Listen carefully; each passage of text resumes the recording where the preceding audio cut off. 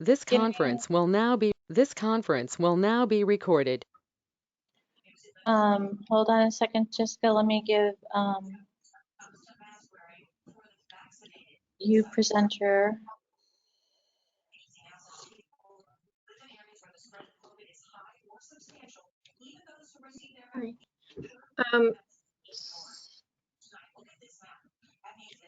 Okay, you should have it now, Jessica. Okay, I don't need to present right now, but I wanted to be one of the organizers in case you fell off the call. So there's 2 organizers on the call. Okay, I can do that as well. And then if I need to present, I could at some point. Sure, and I know Sai is also going to want to present as well, make organizer. Very good. So the agenda is the agenda. Does anyone have any suggested changes to the agenda? Okay, we'll move on to open to the public for items not related to the agenda. Does anyone have anything not related to the agenda that they'd like to share? So for members of the public, you can turn on your video, unmute, or put something in the chat. And it looks like Chris Trombley, you popped up. You want to go ahead? Hey, Jessica, thanks. I'll be brief, thank you. There was an open house in South Burlington for the new Habitat for Humanity build on Heinsberg Road. It was really impressive, and so a lot of the Affordable Housing Committee was there. We took some notes and wanted to share that with this committee. First, on the email that I sent to everybody, there's a link to the 3D tour of the building. So you know, it's kind of like when you go look at a brand new house that you can go through each room and see exactly what it looks like. It's fantastic. I included some highlights. You know, I think some big takeaways. You know, that they had to conform to form-based code, which was great based on the location. The build quality was excellent and was noticeably quiet despite being right on Heinsberg Road. You know, being just that busy of an area. It really was quite quiet. It was nice because it checks a lot of the box of kind of some of the affordable housing that we're looking for, where it's, you know, it was close to a bus stop, a shopping center, city walks, city sidewalks. Green space wasn't the greatest to access. You know, they could get to something on Market Street or across the street. So there are some trade-offs, but in the end, the monthly mortgage was projected to be about $1,000 a month. But we got a chance to connect with the executive director, who cited a couple challenges. One was finding suitable land or existing building. They'd like to do more of these in South Burlington, but finding lots or existing buildings to purchase has been a challenge. So, you know, something as a city as a whole that we could take on. Another one was city fees. They had asked for some relief. You can appreciate that they're on a tight budget to build and deliver a product that's affordable for the new homeowners, and they did not receive the relief that they had looked for in their request. So if there's an opportunity where we can improve upon that for future projects, and, you know, provide either suitable land or relief for fees so we can promote more of these buildings in the area. It was really great to see this project in such a fantastic location. If you get a chance, their Facebook site's there, but the 3D tour was really impressive. And if you get a chance, thank you so much. Great, thank you, Chris. Ted? Hi, thank you. Chris, just real quickly, do you know what the square foot cost was? I don't, but if there are some questions from the committee, David agreed to come to one of our affordable housing committees. We'd be happy to relay on some of those questions, or if somebody would like to attend when they're coming, and I'll share that with this group. That'd be great. Thanks. Yeah, thank you. Anything else from the public that's not related to the agenda? Okay, announcements and staff report. So the first announcement is that our special joint meeting with the City Council has been set for August 3rd at 6:30 p.m. There'll be a great panel of speakers and followed by some discussion. So you should see the agenda for that come out soon So it was one of the 2 nights that they were debating between. So that's August 3rd. Any other announcements or anything else from staff? Okay. Swift, so we can move on to. I'm sorry, I did just have, can we be sure to review future meeting locations and dates before we sign off tonight? At the end is fine. Sure. I'm just realizing our next meeting will be in August, and is it at the new building, or we don't have to do it now, but before we leave, if we can just review like the next month's worth of meetings, that'd be great. Sure. Delilah? Jessica, I would just like to comment on that meeting date. It is also on that same evening that the DRB will be meeting, and unfortunately, it's one of the few nights that there will be a conflict. And the reason the board chose to go ahead with the conflict is that immediately the next day, Rosh Hashanah begins, and it would have just really thrown off their schedule to have to work around that. So because of the importance of the holiday, they chose to go ahead and conflict.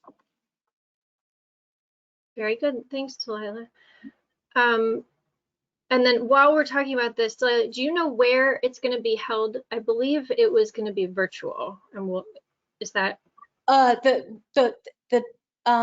joint meeting, I'm not sure. The DRB it'll be their first in-person meeting, all in person at the new location.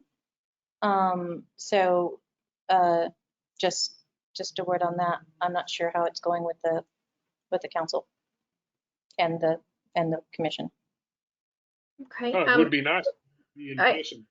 Well, I see Councillor Emery popped up and she is leading the discussion. Megan, do you want to fill us in? Sure. No, it is going to be in person, and it's going to be in the senior center.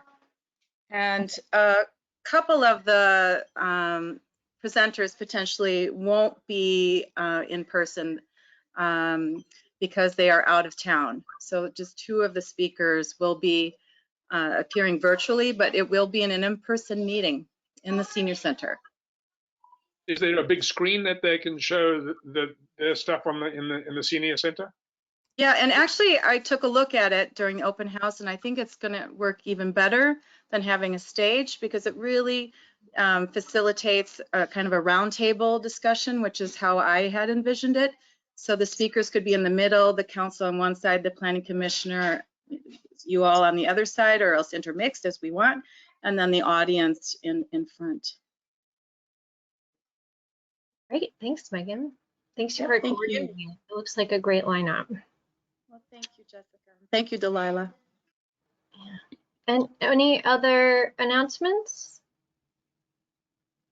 Okay, then we can move on to item 4, which is the Swift Spear intersection study. We had a great presentation in our packet, and it looks like we have Sai Sarapalli and Jason Charest here with us, as well as Duncan has been our representative to the commission. So I don't know if one of you would like to kind of kick us off here. Sai and Jason are going to walk us through the presentation, which is somewhat a little bit changed from the version that went into the packet. There were some last minute adjustments, but it's not significantly changed. It's just a few adjustments here and there, and Sai will point it out where it differs. Very good, thanks. Go ahead, Sai. Right. Yeah. Good evening, everyone. My name is Sai Sarapalli, Senior Transportation Engineer at CCRPC. Can everyone see my screen? Yep. Okay, good. All right. So as Dara mentioned, this is a presentation, and it's a PDF. And these slides are already provided in your packet for your information. So I will not take much time, going through each and every single point on the slide, but I will definitely highlight the key points, and we'll have more time for discussion and Q&As at the end of this slides. If you recall, the consultant developed alternatives for this intersection, and it was available for public opinion for a month from June 7th to July 9th. And those alternatives were developed based on the design principles that we already saw at the last meeting. So like, think big picture and safety for all modes, accommodate bike and pets, and safety of all people who are driving and biking and walking in this area, and also considering constructability, like is it feasible to construct an alternative. So those are the design principles, and the alternatives were developed based on these principles, and those were available to public in the last month. So at the end of survey, we received 85 responses, and the video was viewed about 33 times. So you can see on this slide existing no build option, which is like just leave it as it is. And second option is a roundabout, and then third is a shifted intersection, and fourth is a T intersection, and fifth is a slip lane option. And then we asked them to rate between least preferred to most preferred. I'll go in depth in the next following slides on these bar charts. So according to the public opinion, there was a big support for roundabouts. So as you can see in this bar chart, the roundabout got like highest points, like about 45 people said, yeah, roundabouts are great for this intersection. And the next preferred option that public voted is shifted intersection. So if you rank from between, let's say, preferred and most preferred, you can see roundabout is is standing up. So that's public opinion. And then opposition. So it is very clear that people are not happy with existing conditions. That's why they said that's the least preferred. And the slip lane was also not a preferred option. So they said those two are not really good options for this intersection. That's a feeling, opinion. Just to briefly go over the alternatives, like this is existing intersection layout, and this is the roundabout. Shifter intersection is using the same alignment as roundabout. It moves the intersection a little bit to the south, and whereas T is making it more like a square T intersection. And then the slip lane is like adding a right turn lane for northbound on Spear Street and connecting to Swift Street. So this is a slip lane option. So we also look at the open-ended responses in the survey, and there are a lot of supportive responses, like 11 support responses, and there are about 6 which are anti-roundabout comments in the survey. But still, the opposition comments were mostly centered on bike and ped accommodations at the roundabout, like how you're gonna accommodate safety for pedestrians and bicyclists, navigating through the roundabout. Those are the some concerns that public expressed in the survey. And we also had a question in the survey about a signalized intersection for pedestrian phase. So leading versus exclusive. Leading phase is where you get pedestrians will get an advanced walk signal so that they can start walking into the crosswalk, and then the traffic gets this green signal. Whereas exclusive pedestrian phase is where pedestrians get exclusive green phase, it walk sign for all pedestrians and all the vehicular traffic will stop. That's exclusive. So we asked which one is preferred, and you can see about 50%, more than 51% said exclusive pedestrian phase is preferred. So I added this slide here just to refresh that what are the options, what are the alternatives that actually meets the design principles goals. So as you can see, roundabout definitely meets most of the design principles. and also like the shift intersection it does in other areas. Like for example, construction wise, you can see like roundabout is like a little bit less feasible, and the shift intersection is more feasible in the sense like the dollar amounts. So this is again slides from the previous presentation. This is just for comparison and to emphasize like the impacts on like additional right of way. As you can see, roundabout and shifted intersection, they are pretty much like 0.6 acres additional right of way. This is pretty much very preliminary planning level detail. T intersection and slip lane, they are like almost like an acre, more than an acre additional right of way. So this is like less impacts on additional right of way. And when you come to the operations, traffic operation wise, roundabout stood up again. It has like in the future level of service or like in A's and B's in AM and PMs, and sorry, this is in PM, and AM is about C, and shifted intersection. So this was modeled based on existing configuration and signal timing plans. So you can see still like with existing same delays for shifted intersection. So in conclusion, the feasibility study clearly showed that roundabout would be a better alternative, which can provide better traffic operations at this intersection. In general, also roundabouts are shown to reduce crashes at intersections, and especially the severity of crashes were reduced. And then based on the survey, roundabout received more support. And then, as I said earlier, opposition of a roundabout was primarily centered around bike and ped accommodations at the roundabout. So that was a concern that public had. And again, the survey results showed that majority respondents think that existing alignment and slip lane are least preferred. So based on all this analysis and observations, surveys, couple of these two surveys, the project team recommends that the preferred alternative from the top two ranked alternatives, which are roundabout and shifted alternative, be selected for this intersection. So this is a recommendation.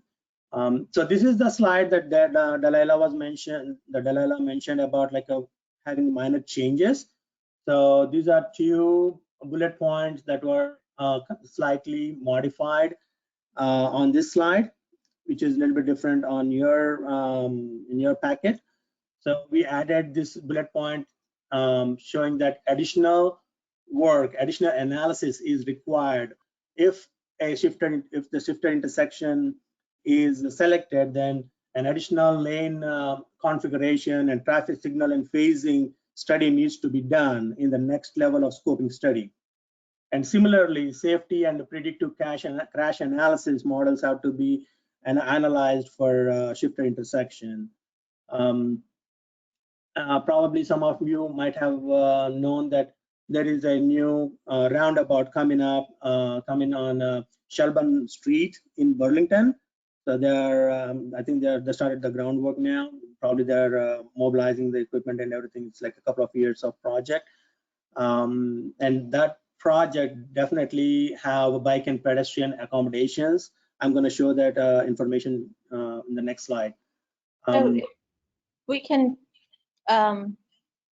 hold on a second on these conclusions and recommendations side, and speak to the commission, because that was sort of the arc of the survey, was to report back to you what the second survey, what results we got from that.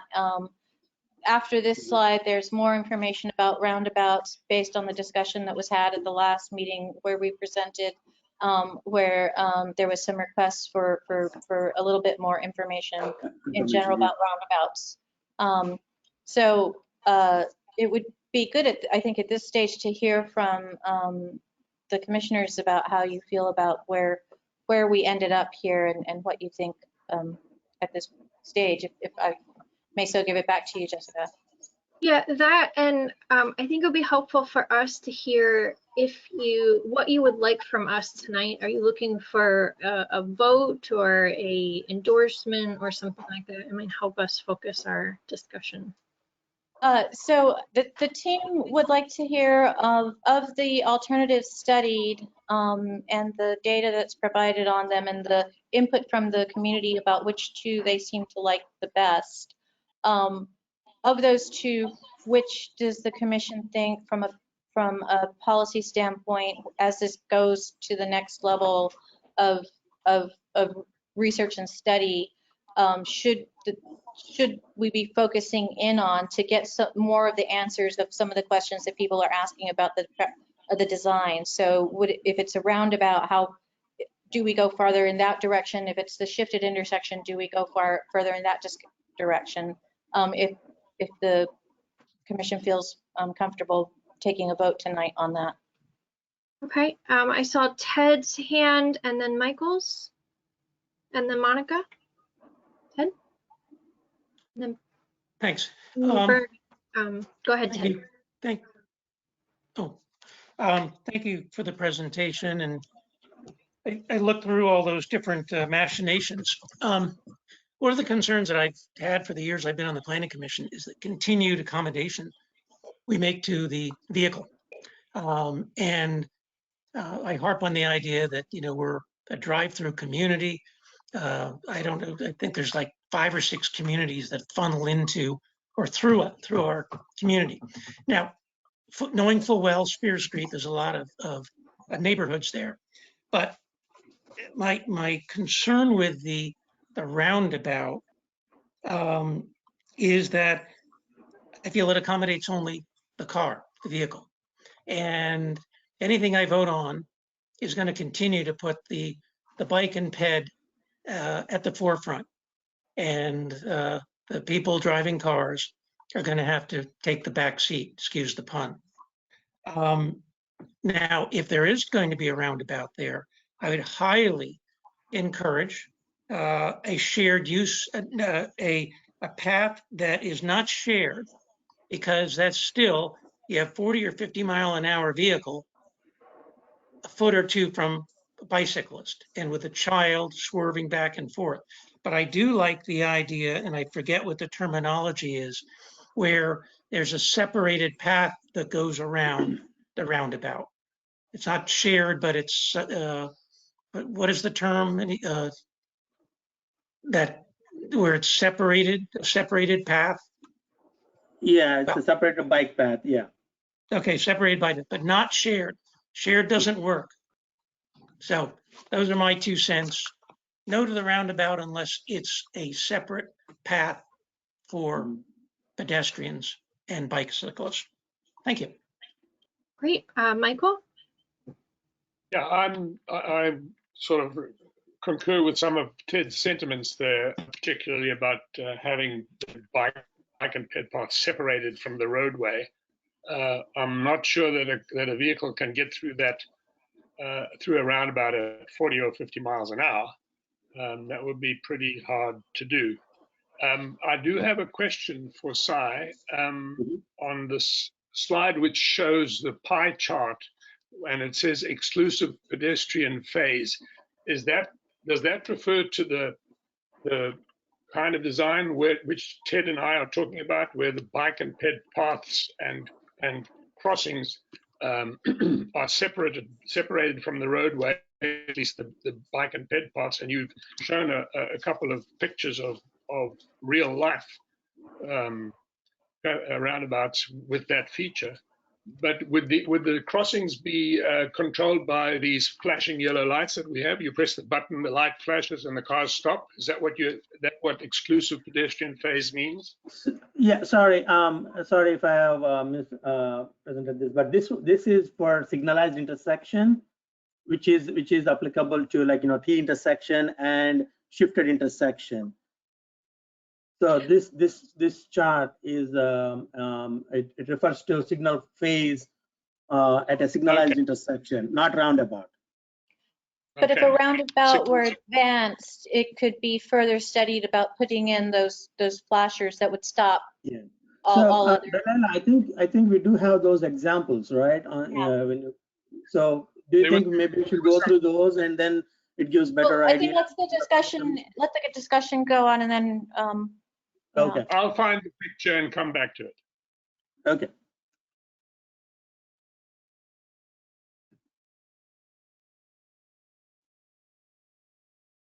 Monica and then Bernie. Okay. Yeah, thank you. Yeah, thanks for all of this work. So first of all, I wanted to, I continue to be concerned about roundabouts, and I'm really trying to be open-minded, and I'm really trying to educate myself. I've also spent a lot of time in Copenhagen, see the crazy traffic there, which is very used to cyclists. And so I did some research on how roundabouts are used there with bike safety. And I learned from it. So I'm really trying. I do know that the Bike and Ped Committee has not been able to look at this and comment on this as a committee because they've been out for all of July.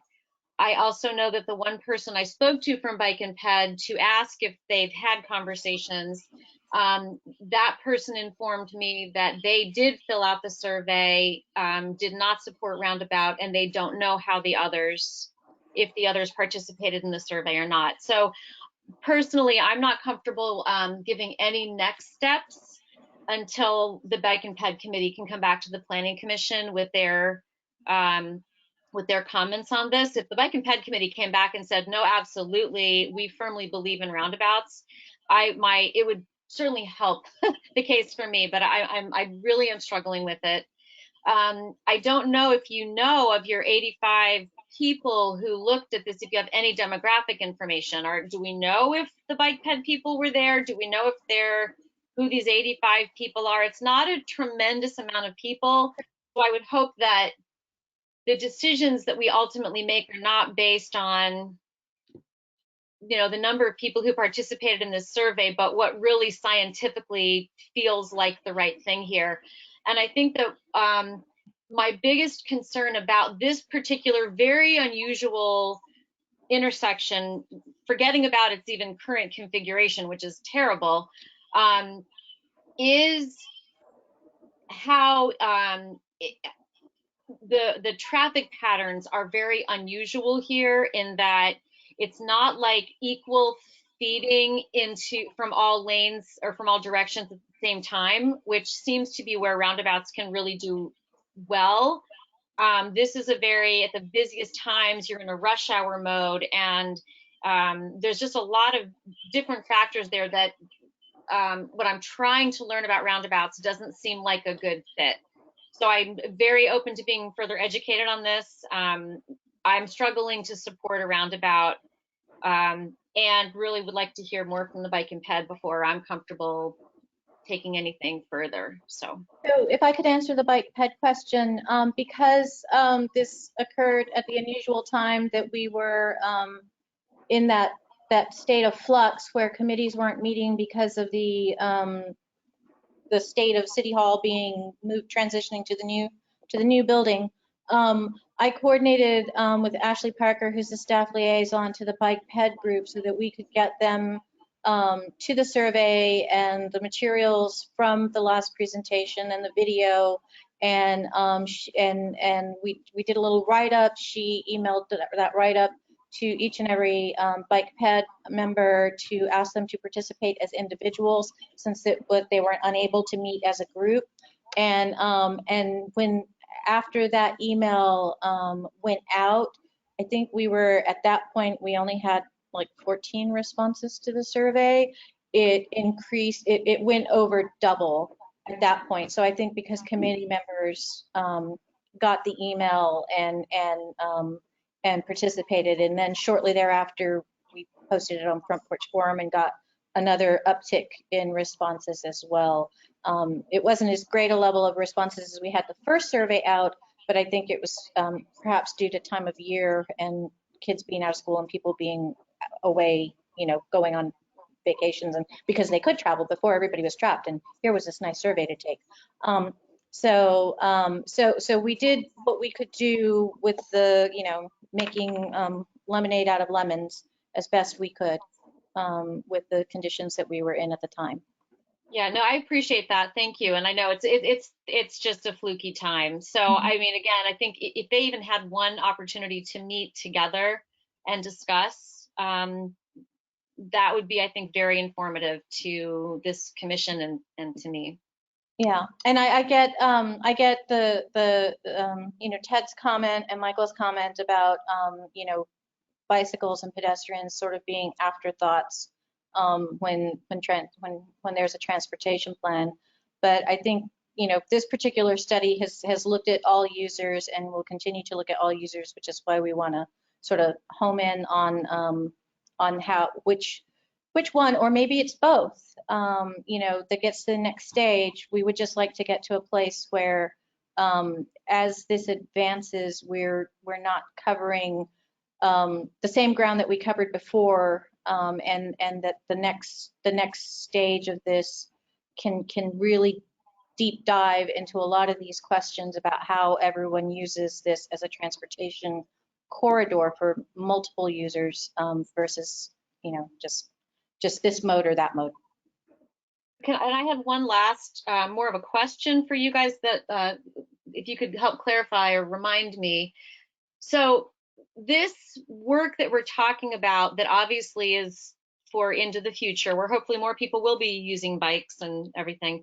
But it looks at the change in traffic, but it's not, with any of the changes, it's not so much, like there are no expectations that roads, the roads that are feeding in are going to be like doubling in width or anything like that. We're really talking about the use remaining relatively consistent.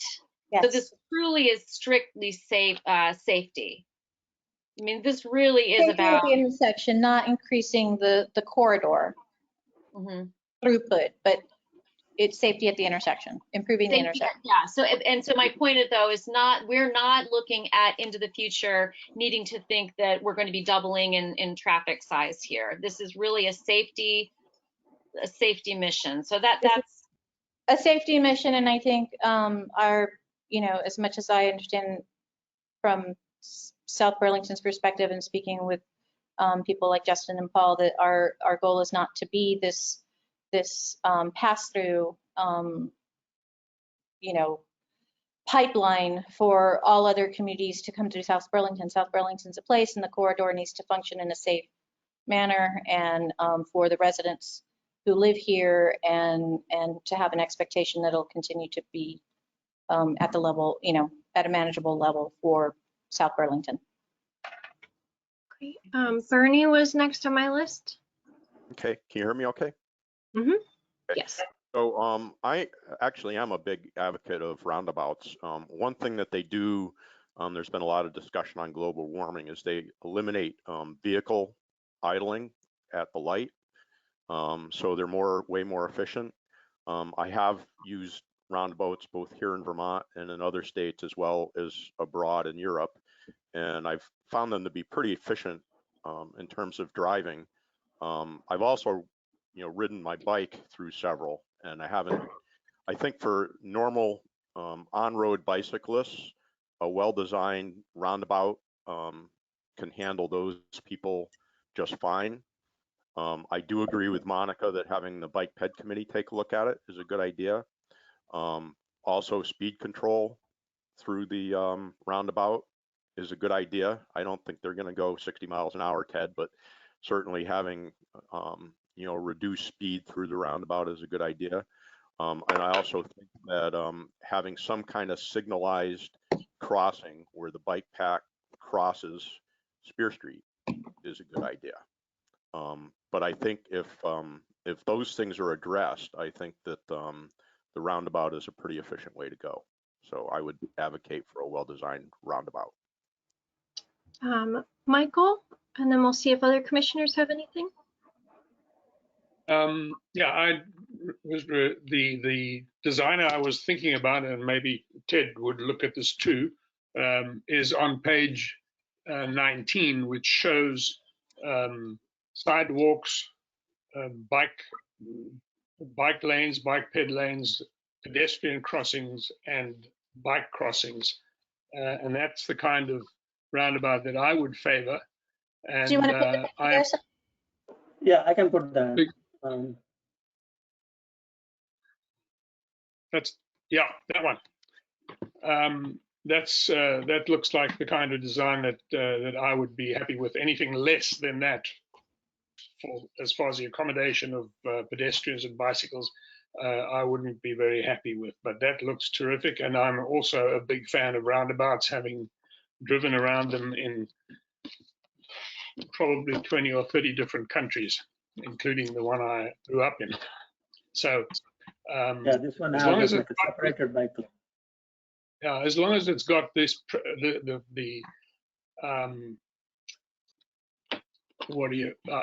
primary accommodation for bike ped and for bicyclists and pedestrians, as shown here, I think it would be a terrific addition to South Burlington. Duncan?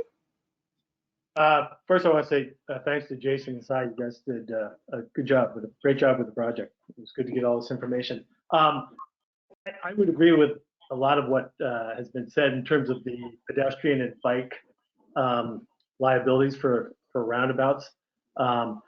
I would certainly like to hear from more than 85 people, you know, when we went forward and what we thought about. I'm not sure how, I know it's tough to get input from people sometimes, you know, and I'm not sure how we go about that going forward, but I think whichever way we did, we certainly like try to get some more feedback from the public. But the one thing I would say with the roundabout is it definitely has the advantage here of taking up the least right of way. And I do agree that it would slow traffic down. But my biggest concern when I looked at all the information was we get a lot of road cyclists who are on the road. They are not on the path. And how do they get through? I see the dedicated path, but you're still going to have people in the line of travel who want to go right around the roundabout. That was the first thing through my mind is how do we handle that? But I agree with what Bernie said. I think a roundabout could be advantageous here if we could get through the pedestrian and bike issues. And I agree with Monica that getting the bike ped committee to look at this would be a definite. But thanks for all the hard work, guys. Yeah, I agree, and thank you, Duncan. It was really helpful to have all these. I know we didn't go through the other slides, but you know they were in our packet. And it was really helpful to see these examples. And I guess I generally agree with a lot of what I'm hearing, that the roundabout seems like it can be a really good option if it's designed right. And my office is in Waterbury, and I often walk through the Waterbury one and find it to work really well. And it has different amounts of traffic going to and from different locations depending on the time of day, which it handles really well. There's also people that are coming right off the interstate and have that like speed in their mind, and they really do slow down before it. So, it feels like it works pretty well to have these kind of crosswalks here, like it's shown in the Waterbury one.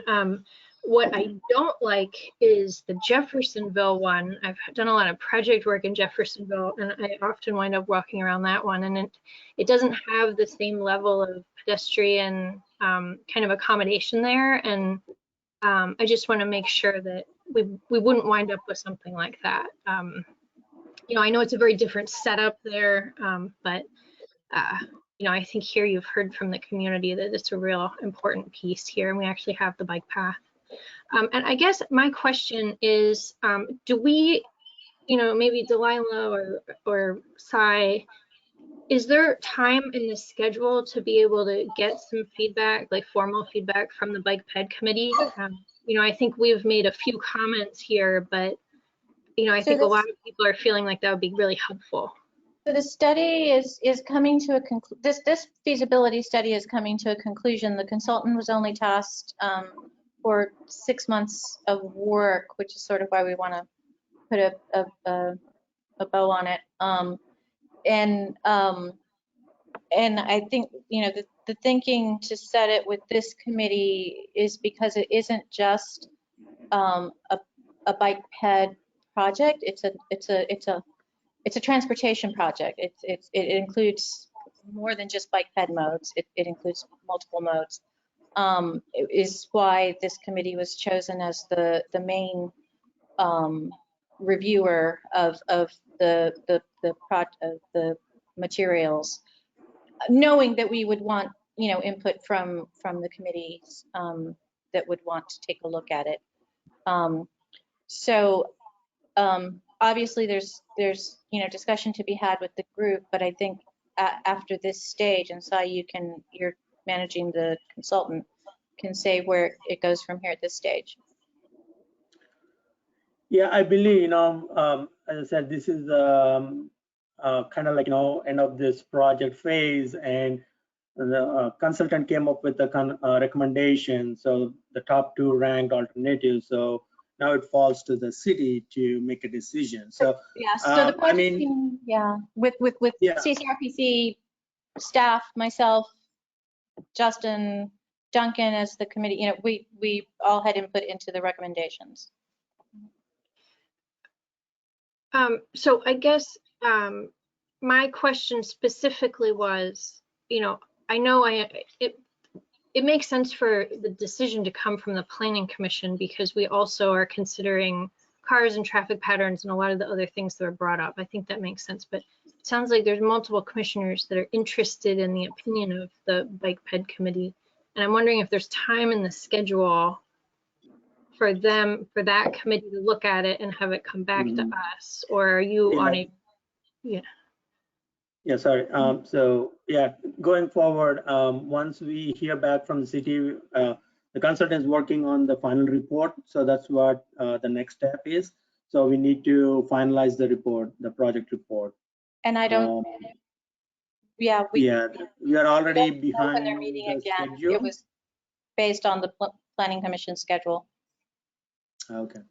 Okay, so it sounds like there's not a lot of time for multiple more committee meetings. Bernie, you've had your hand up. Do you want to say something? Yeah, I'm just interested. So next steps beyond the report might be helpful for people to know. A lot of times these feasibility studies are done, and then, you know, for lack of a better way of putting it, they kind of sit on the shelf because there's no money to go any further. So a question that might be helpful to answer would be, you know, is there funding to go beyond the study into a conceptual design phase? And certainly during the design phase, you know, there would be, you know, lots of opportunity to review the design and comment on the design and make sure that the features that we want are included. But if there's no funding to go beyond this, and it's just kind of, you know, going to sit on the shelf for, you know, a couple of years until there's more funding available, then, you know, probably, you know, it's gone as far as it needs to go. So, well, the hope is to get it to scoping, which would get it towards some of those questions about a little bit more precise on alignments and design features. And that's why the team would like to have an end result in the final report being which of these alternatives, even if it's one, maybe if it's two, the top, you know, are that they can focus in on, so that they don't have to reinvent the wheel going through what is, you know, all these 4 are feasible. It would kickstart the scoping phase to get a little bit more down the road into something like that. And my understanding is that there this could be advanced to the scoping level. okay. Yeah. So and certainly during the scoping level, there'd be opportunity to comment too. They have to do a purpose and need statement and Exactly. evaluate the alternative. Yeah. Okay, Monica, and then, oh, actually, Sai, you were going to reply to that, and then Monica. Sorry, yeah, I was just going to ask, like, what is the time frame that you are looking at to get input from the Bike and Ped, and then at the next Planning Commission meeting? What is I the don't time think the frame? Bike and Ped is meeting until later in August, Si. And Okay. yeah. Bob Britt is on right now. Bob Britt is right there. Okay. We're meeting on Wednesday, August 11th, the next time. Okay. And then the planning commission is meeting, the next meeting after that is August 18th. So if we did hear from them and then bring it up at that meeting, you'd have an answer on August 18th, which is On August 18th, which 3 is weeks. about, yeah, 3 weeks. Yeah, from our time frame, I think we can accommodate that. We can definitely ask the consultant to hold on before finishing up the final report. I mean, you know, they can work on other parts of the report, but you know, we can definitely hold on this particular segment of like, you know, coming to the conclusion and, you know, discussion. If that works for the city. Okay, Monica, did you? So that's good. And I think that from my perspective, and if this helps others, I see 3 hurdles for the roundabout. The first one is just the concerns that we've been discussing about safety for bike and ped. And so getting the bike and ped's perspective on that and any other additional information you can provide to help make us feel better about that, whether it's now or later. The second thing is, and unless I didn't see it, I still feel that there is a lack of comparable intersections to this one that successfully provide the kind of protections for bike and ped. In all of the examples that we get that were in the presentation that looked great, they tended to be 3 feeders rather than 4, and the way that this one works is an extreme 4. So there were a number of examples that, anyway, I think more examples can help, but as of right now, they seem to be lacking. So that doesn't boost my confidence in this. And the final is not that it's well, it is a big cost. It's $1 million difference versus the other one that I'm sorry, I'm not remembering the name of the one that came in second, but it's $1 million cost differential. And I didn't look at the land differential, but that's something also, you know, the roundabout would have to really be significantly safer for it to be worth its nearly $1 million differential. And is it? If it is, one life can be worth that, but is it? That's the hurdle. That will be the hurdle for me that I'll be hoping to learn from the Bike and Ped Committee and as this moves forward. Okay, so, I mean, just based on what individuals said, it sounded like we were interested in the Bike Ped Committee discussing it and then having it come back to us with their recommendation on the Bike Ped piece or their input. Is that, do you want a straw poll on that?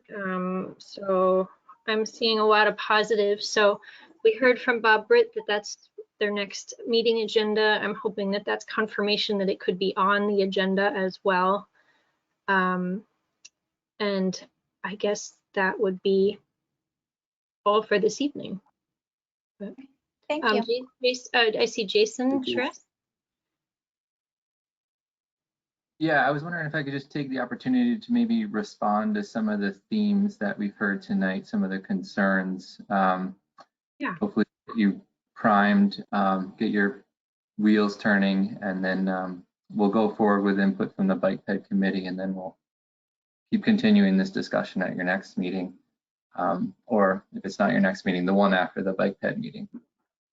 The first thing I wanted to talk about, if I may, was the roundabout speeds. I think that there was some pushback on that or some mixed messages on it, and I just want to be clear that the speeds going through this intersection, if a roundabout were to be built there, would be absolutely significantly slower than any signalized intersection, for the fact being that you just cannot speed through it like you can if there's a green light. Typical design speed would be 20 to 25 miles an hour going around the circle, and that's something that, you know, we could work with if a roundabout were to move forward into the scoping phase. That's kind of one of those level details that we could work with you on, and what the desired speed would be going through the roundabout. And that's one of the significant reasons that roundabouts are significantly safer than signalized intersections, just the sheer fact that they slow everyone down. That goes through the roundabout. There was a question also about how the roundabout would handle the traffic, given the different flows that go through there at the various times of day. And I understand that that can absolutely be a problem with roundabouts in certain situations, but according to the analysis that the consultant did for this, the roundabout actually performed the best in terms of vehicle operations than any of the other intersections. I just wanted to highlight that feature. There was, understandably, a lot of talk about bicyclists and pedestrians, and I think a lot of that stems from the lack of roundabouts that we have in the area. We all know how a signalized intersection works. We all know how a pedestrian crossing at a signal works. I don't think we're as familiar with how crossing a roundabout works from a bicyclist and pedestrian standpoint, and even from an automobile standpoint. We don't have a lot of familiarity with that in this region. I guess I would just say that the data is pretty clear that roundabouts can be significantly safer for pedestrians. The data is a little mixed on bicyclists, but what I will say to that is that the designs of roundabouts are constantly improving. And we talked about earlier how we would separate modes and perhaps even install the flashing beacons at the crosswalks. That's an option to make it safer for bicyclists. So they can be made safe for those modes. It is, I wouldn't say it's strictly an automobile design. They can be very pedestrian friendly. It just depends on how the design is done and how the geometry is laid out, and that's something that would get fleshed out if the roundabout were to move forward into the next scoping phase, where we kind of dive into more of those details. That's where we would look into exactly how the circle was laid out, how the paths were constructed to cross the intersections to make sure that they were safe and people could get across them, no matter if they're on a bike, walking, or pushing a stroller or what have you. And I think that's all for now. I'll leave it at that, and thank you for letting me chime in. Sure. Sai, did you want to build on that? Sure. Yeah, just to clarify some of the points that Monica brought up about the future, the future picture of multiple lanes and all those things. So we did look at the future volumes though in this analysis. We did look at 2020-33 traffic volumes and how they can perform at a roundabout and a shifted intersection. And the next point is about the examples. So we tried to look at locations in the Northeast Kingdom, so which are pretty much in Vermont and Massachusetts, this area. There's one from Washington. We can definitely find examples which has four-leg approach roundabout. This is the example of Burlington roundabout, which is in the construction phase right now. So this you can see the bike lane is kind of merged with the sidewalk, and it becomes like a shared path, and then they have their own path to navigate around the roundabout. So we can provide more examples, Monica. Great, thank you very much. Michael and then Ted. Yeah, I wondered whether Sai or Jason could comment on the concern that somebody expressed about road bikers who share the road with automobiles. I mean, they seem to manage okay around corners and curves in a highway, and I see one of the dangers is the right turn red that's allowed, and which is good for the environment, but that's the least safe way for bicyclists who are on the road. but they manage okay. We haven't seen a lot of bicyclists being mowed down by cars going around a corner. So I'm not so sure. I'd like to know why that concern is there, and maybe Jason or Sai could comment on it. So one of the discussions that the project team had regarding the concerns for more experienced cyclists managing through, an adjusted, a different configuration of the intersection is that the design of these intersections is actually designed for the least experienced user. So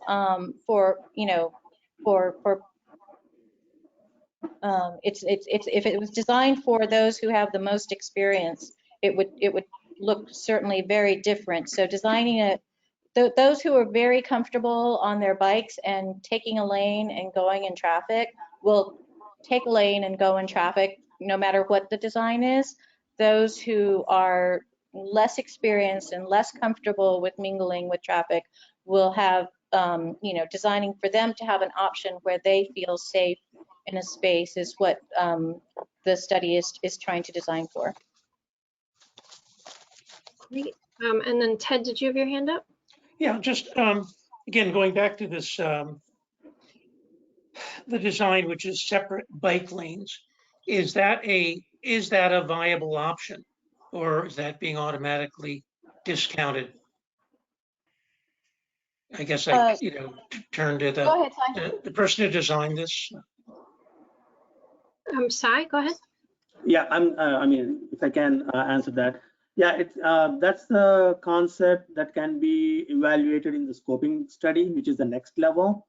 So, like, if the city prefers to go with a roundabout, then there are different options you can look at, different pedestrian and bicycle accommodations and treatments. So there are a lot of things that can be looked at in the scoping study, which is a very, it's a low down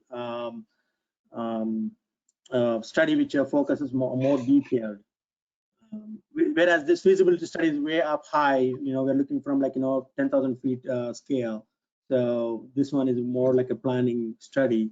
Whereas when you come to scoping study, that's where we look at a lot of these details. So even the roundabout size, design, radius, all those things, and bike accommodations, ped accommodations, enhancements. Great, thank you. Okay, are we ready to, oh, I saw Paul Engel's hand. Paul, did you want to weigh in? Yeah, if there have been no injuries or fatalities at that intersection, then how can any of these alternatives be more safe than that? I believe there was a fatality. There are collisions. I believe, didn't we have a slide with the incidents at the intersection? A lot of it's property damage, but it doesn't mean that that it can't, that something, it's a lot of rear ends. Yeah, we provide that crash information in the story map. I'm trying to pull it up.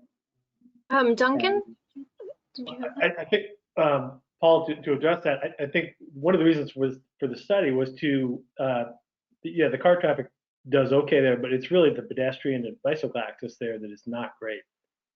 That's one of the biggest issues with that intersection. Yeah, there are accidents there. There have not been any fatalities, but it's not a great intersection for bicyclists and pedestrians to interact with, especially with the volume of traffic going through there. It'd be nice to move on. It looks like Monica has something else though. Yeah, just this last, if somebody could either pull up or just if you guys can look at separately, if you Google map Home 2 Suites Hotel in Malta, New York, that is on a road that has a number of brand new, beautiful road with multiple four-way rotaries in a row with separate bike path, the whole thing, everything that we would be ideally looking for in this case. And I will tell you that the hotel instructs its guests when they want to go for a run to not run on that new road. And they instruct them to avoid the rotaries because there's too many accidents. But it's a beautiful road, and it was unfortunate to hear that. I was paying attention when I was there because of what seemed to be a very safe setup.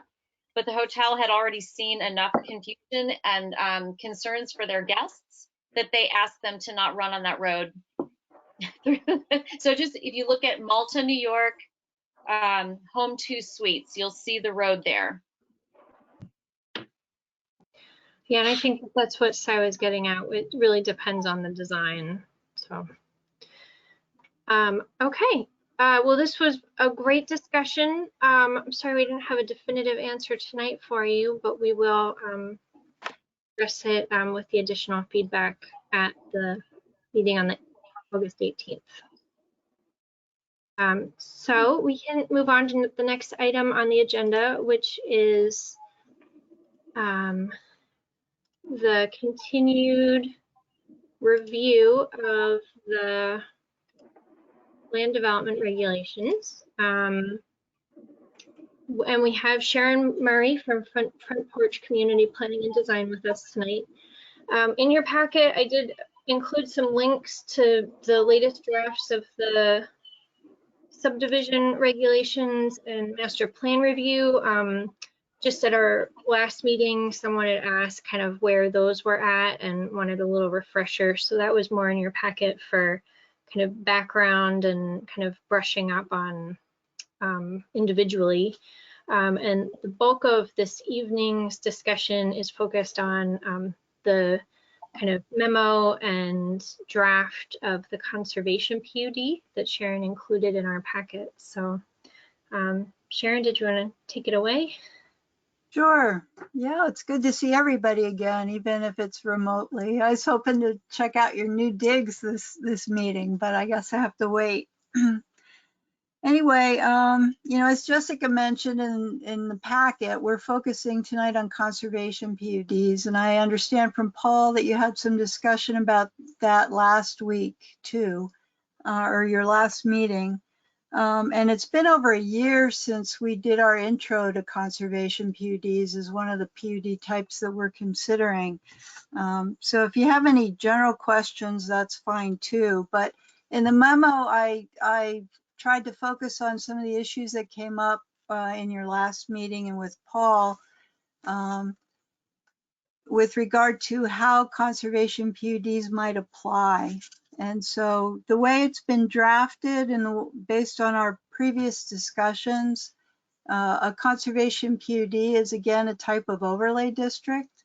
We haven't quite pinned down exactly where in the city that overlay district will apply, but based on past conversations with the Planning Commission, we originally talked about it being elective for anywhere where there were parcels where 50% or more of the parcel was either in hazards or areas identified for protection by the city. So that's one consideration. And then we also talked about it in relation to the southeast quadrant and some of the sub-districts there. But in terms of what I'd like to focus on tonight, one is, as drafted, anywhere a conservation PUD, and it would apply to a parcel or tract of land to be developed. 70% of that would have to be permanent open space. So it's appropriate in areas where you're trying to balance development and open space. In areas where you specifically want to conserve resources, like your natural resource protection district, it may not be appropriate. In areas where you really want to support a lot of development in terms of your higher density development districts around your arterials, it may not be appropriate. But the point is, within a conservation PUD, to protect the 70% of land that's dedicated open space, while allowing for 30% of that parcel to be developed.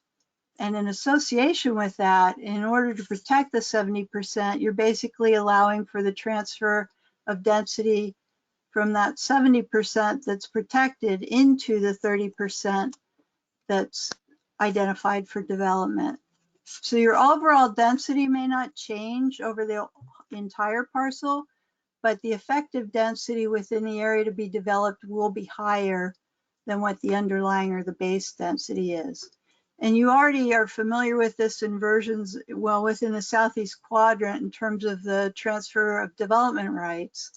And in that context, it's from one district to another district. In this context, it's from one portion of the parcel to be conserved to a portion of the parcel to be developed.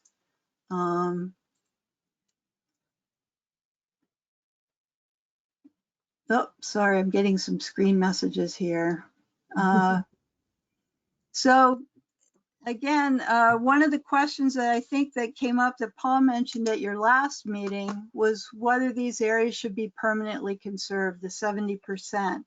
And I will say, as I outlined in the memo, they normally are. I talked to Amanda today, and we talked about it in relation to your transfer of development rights. And typically when you do sever development rights, they are permanently severed, but it depends on what the Planning Commission objectives were with regard to those areas. So one of the things, feedback I'd like to get from you tonight is what to do with those 70%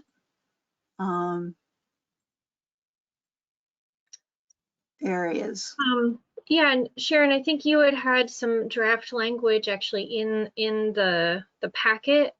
Maybe 3 different options. I don't know if, I mean, we see your screen there, so. Oh, sorry, yeah, I can bring that up. I don't know, yeah, it might make sense to just scroll down to that spot where you had the 3 options written out, just to context. Yeah.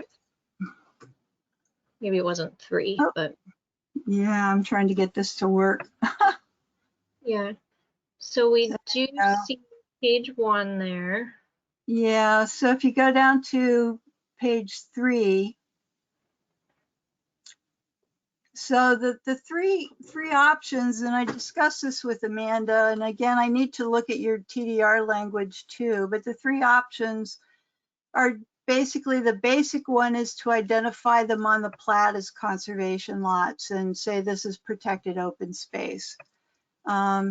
If you want it to be permanently protected, that's usually not recommended because at some point the regulations may change and the landowner may come back and say, well, the regs have changed, so I'd like to reconsider this open space.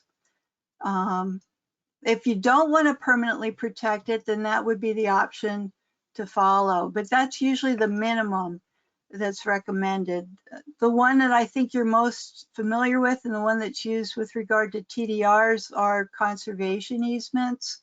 So this would be a recorded easement on the lot that's held by either the city or a third party that would manage the conservation rights to that parcel.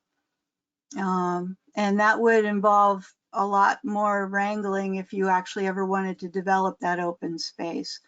And then the final is just dedicating the land in fee simple to the city or to another third party, qualified third party, which takes it out of control of the current or future landowners for development.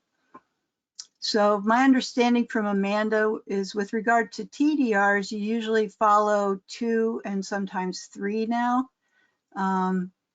But I wanted to get some feedback on what brought the question up in the first place. I mean, there are concerns that some of the resources that we try to protect, and one of the examples I'm most familiar with are deer yards. I know in some regs we protect deer yards that no longer exist because they've grown up into something else. But the intent again of this conservation PUD is to permanently protect these as open space for the variety of resources that may represent. So some direction from you all would be really helpful in terms of whether you want these to be permanently protected or if you'd like the option to, at some point down the road, maybe develop portions of these parcels.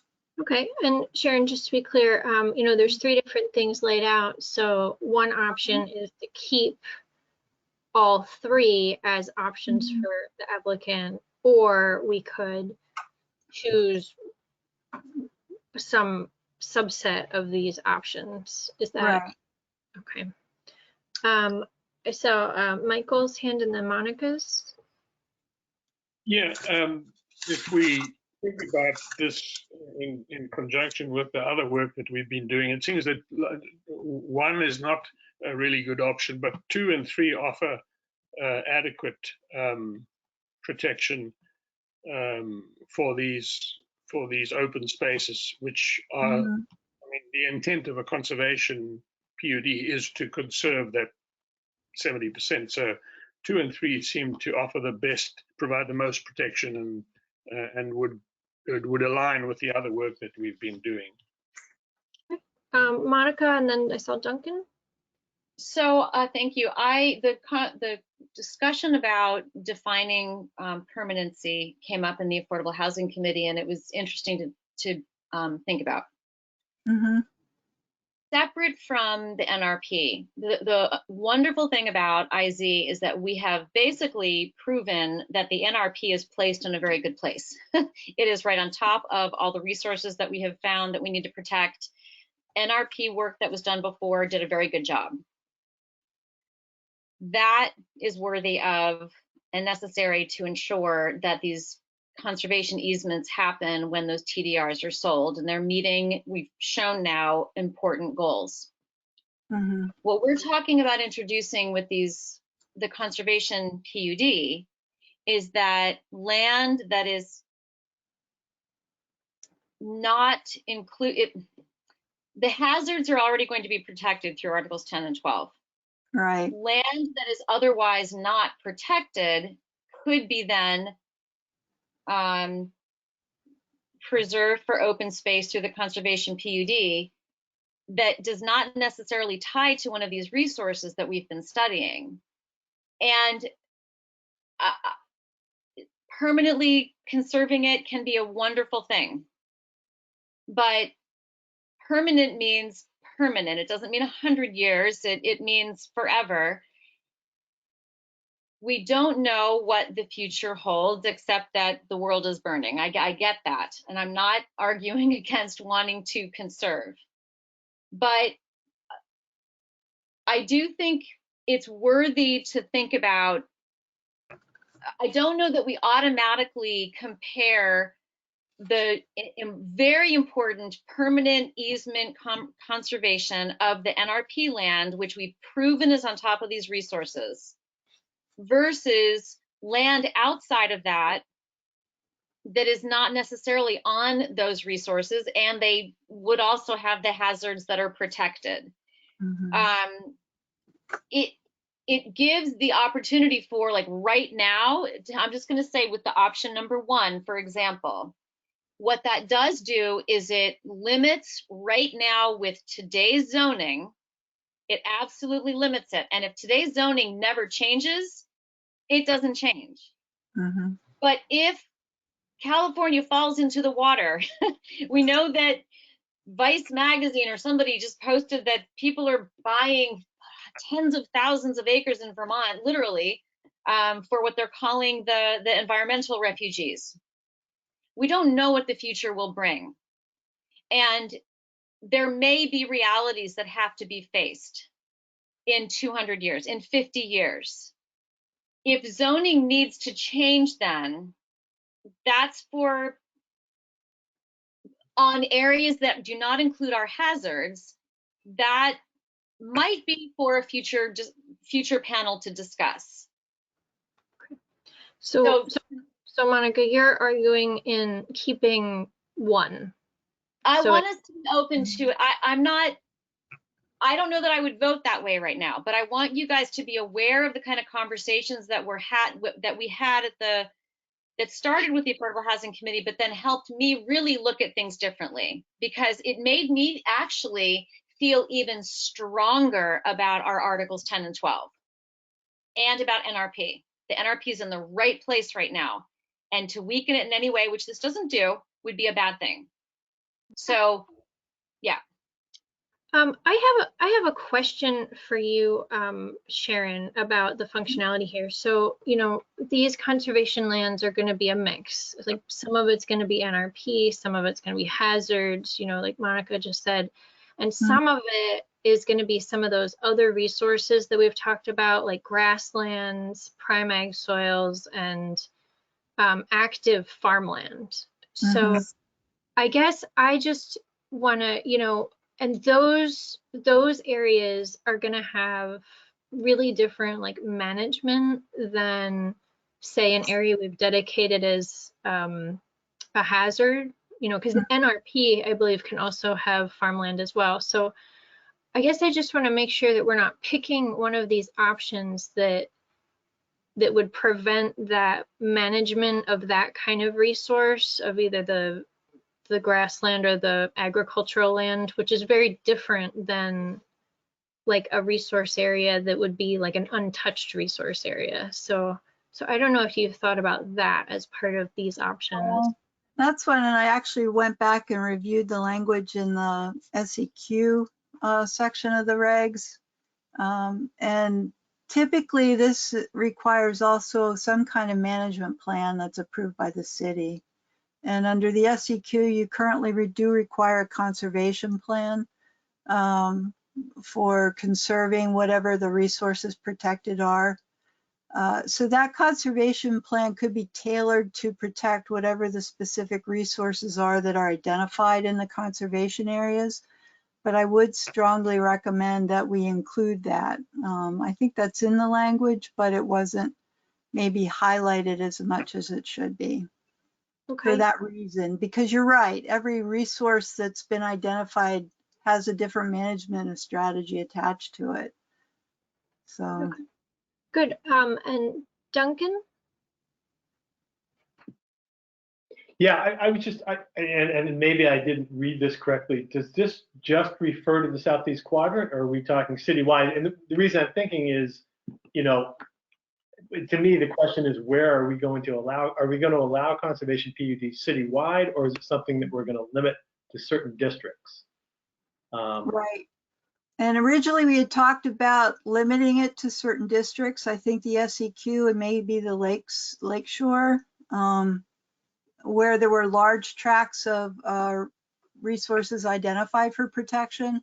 And then there was a discussion at the PC level about, well, allowing it for, again, parcels where 50% or more of the land involved in that parcel was in a hazard or a protected resource area, which opened it up to potentially being citywide, wherever those conditions existed, and kind of changed the nature of what a conservation PUD could be or might be. But again, you know, as I noted in the beginning, if you're talking about preserving 70% of the land, it may not be appropriate in some of the areas where you do want development.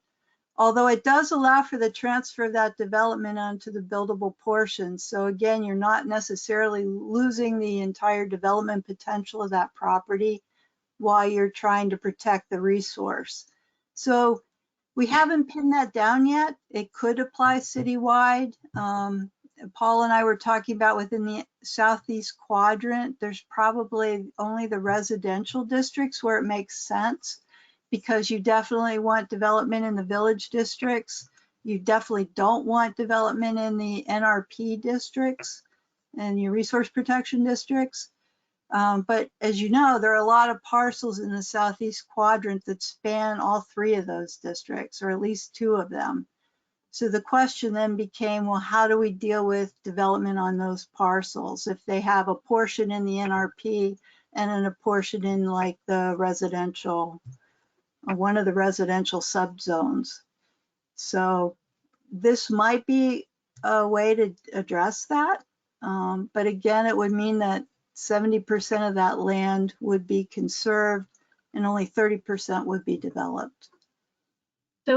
So you know, you're touching on something that we decided that the best action for right now is to really nail down exactly what the tool is, which in this case is the conservation PUD. And then once we all have a very clear understanding of exactly what it does, we're going to revisit the map. You know, we had the preliminary discussion a few weeks ago about, you know, the different circled areas. And, you know, I think we came up with very similar to what you just said, you know, maybe a little more development in the village area in this, and then, you know, maybe there's some areas of the southeast quadrant where the conservation PUD would be maybe the only option. So that was the discussion, but I think for tonight's discussion, we wanted to really focus on how it works, what it works, and then we can kind of revisit that where it applies. But I think the other piece of that is that, and you have it in here somewhere, that anywhere in the city, if more than half of it, if more than half of the parcel is covered with one of the protected resources, that this would be an option for those parcels. So I think that that's an important tool because we do know that there's some parcels in the other parts of the city that have a large portion of it covered by one of the resources. And this was the, like, I guess, relief from that. Right. So I think we do need to make sure that this would work outside the SEQ for those parcels that have a large encumbered area. And I think, you know, it gets back to how you currently do plan unit development citywide. Basically, it's allowed everywhere, but it also allows for the transfer of density from undevelopable to developable portions. The difference is this would tag on to that 70% would have to be retained as open space, whereas now it's just a transfer of density without a specific open space requirement. So yeah, on page 2 under number 1 is where it's now generally stated as potentially applied citywide.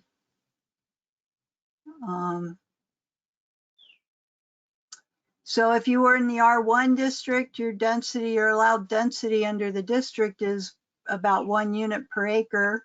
If you had 2 acres of land and half of that was in protected resources, you could basically build those 2 units on the 1 acre and then protect the other acre, you know, looking at a very small scale version of that.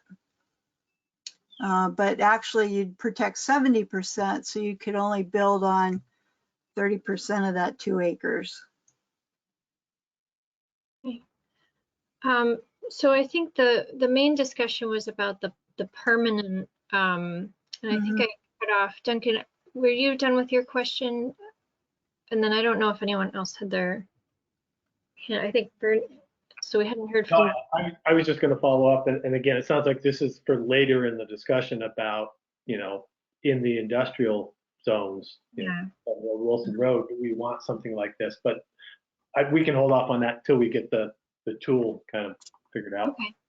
Okay. So we hadn't heard from Bernie, and then Paul, and then I see Michael has your hand up. So Bernie.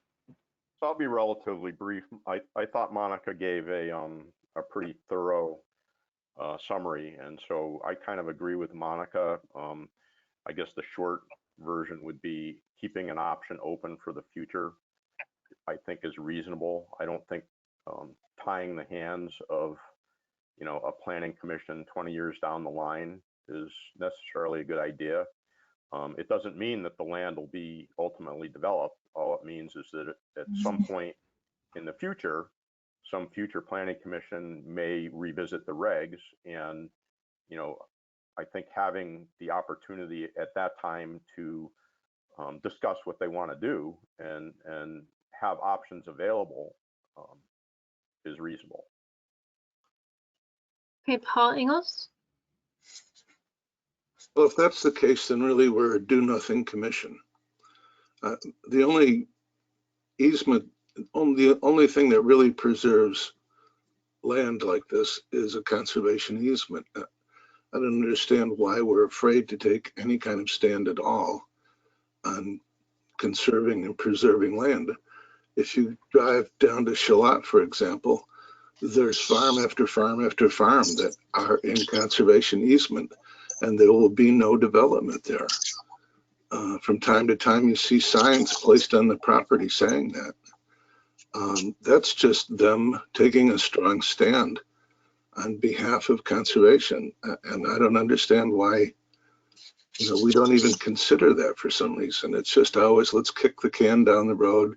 Maybe 20 years from now, somebody's going to want to develop some property. I mean, geez, unbelievable, really. So Paul, that's actually why we're talking about it right now. I think we're having the discussion, and it sounds like you're in favor of either 2 or 3, which is a permanent conservation and using one of those mechanisms. Right. Anything else other than that is not. Okay.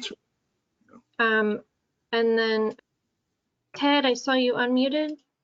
Mhm. Yeah. And then we'll get back to you, Michael. We hadn't heard from Ted yet. Well, I would agree with Paul. I think a visionary is one who looks way out. And if I'm a visionary for future development, well, then I would think otherwise. But I tend to be a visionary, or I want to laud myself as being visionary, but in looking far out, I would like to permanently, have spaces preserved. We look at the land out west, and of course, a lot of the Western people squawk about the land that is preserved and undevelopable or undrillable. But there was a purpose, and some bright fellow, probably named Teddy Roosevelt, had a vision. And I think that's one of the things that I would like to see us have, as Paul suggested, is a vision of permanency of conservation. So. I guess I haven't really weighed in yet. I guess I agree with what I just heard in the, either 2 or 3, which is a permanent conservation, seems like a good idea. I mean, the idea is that it's called a conservation PUD, and the fact that the non-hazard land could still be used for farming, which is like I consider a land use. It would still have that ability to be flexible.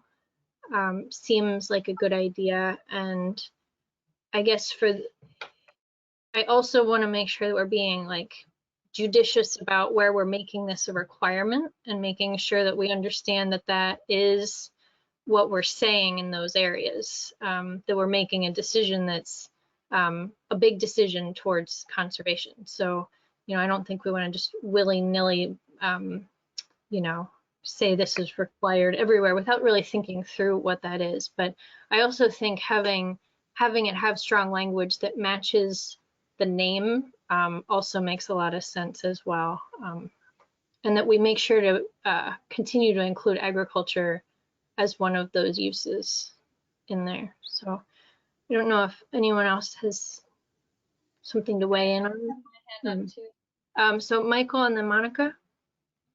Yeah, I think it's also a responsible way to act in light of climate change mitigation. It would certainly be one of those factors that mitigates for climate change, keeping that land open.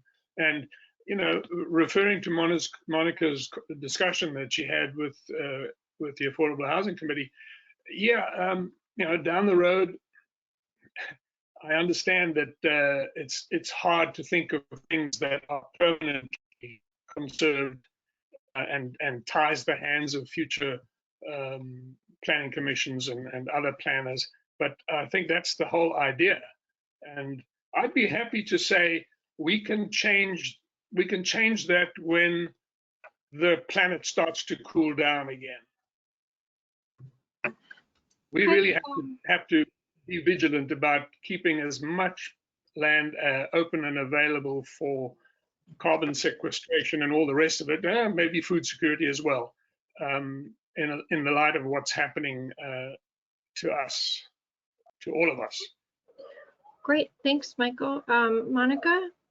Yeah, so to follow up with Paul, anyone right now, including in Charlotte, can conserve their land permanently for the rest of its existence on this planet. They can do that of their own doing without us saying anything about it.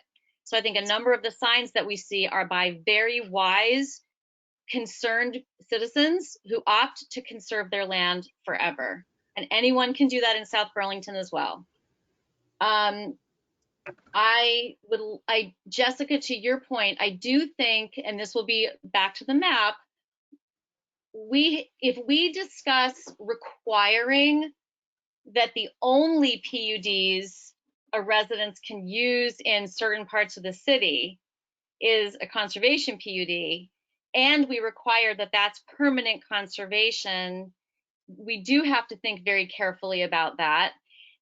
Thirdly, and I'm not against the conservation PUDs, please, and I wouldn't be against them being permanent, but I do worry that we're choosing to push off the TDR conversation. The TDR, our current TDR situation, has problems that need to be fixed, and it's one of the reasons we went into IZ. It is far more important that we permanently conserve forever the land in the NRP.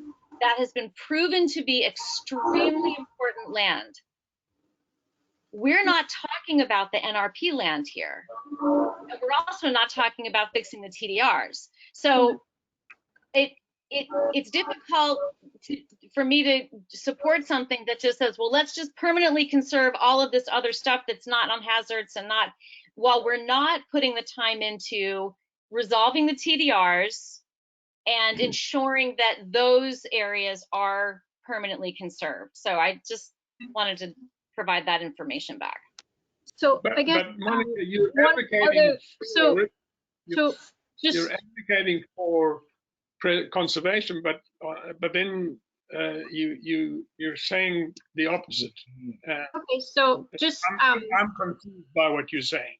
So back to one of the points that Monica brought up that I think is a really good one, is about whether or not the NRP land is counted as part of the 70% conservation area.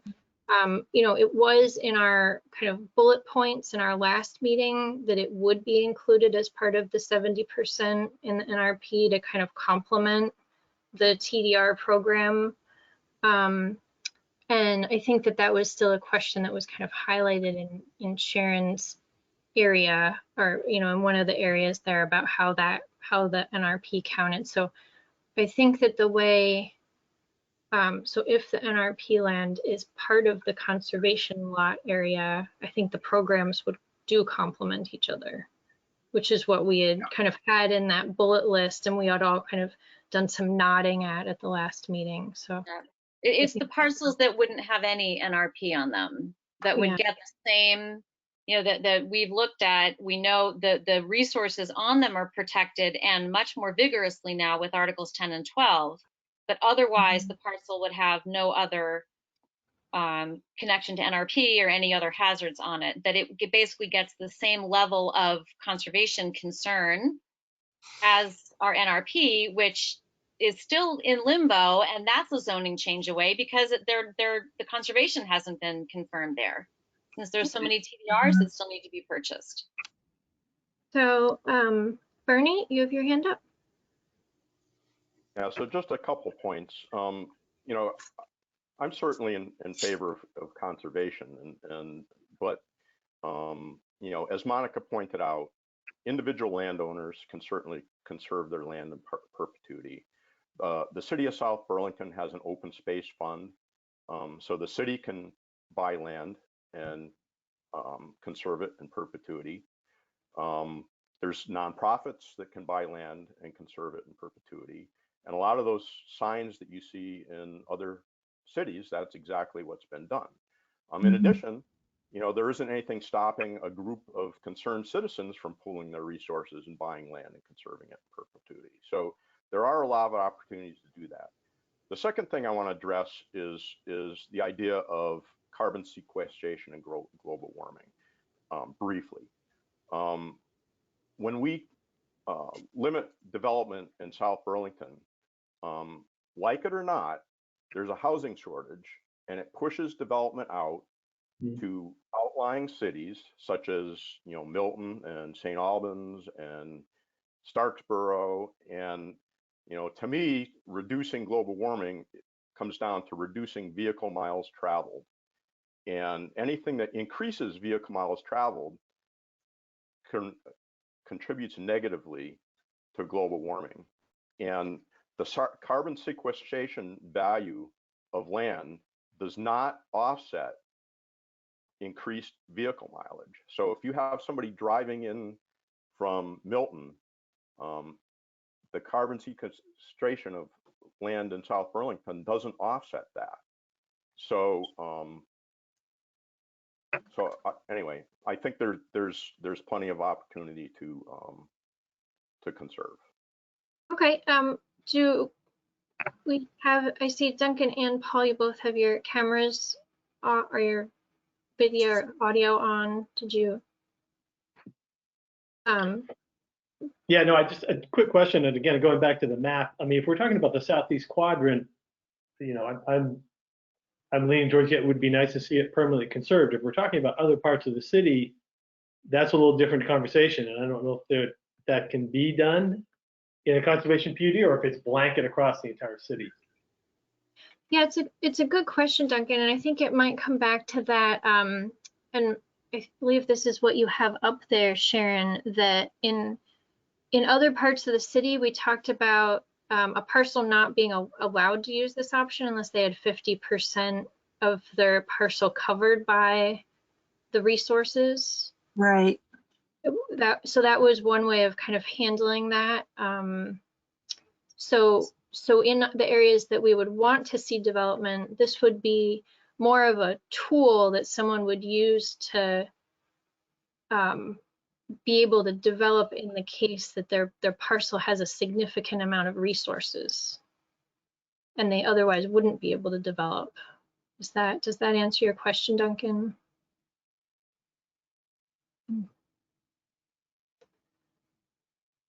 Yeah, kind of. I was thinking along the lines of, I think Monica brought it up about if somebody wanted, you know, use it to conserve land in an area where we wanted development. You know, to have that permanently conserved would be a loss.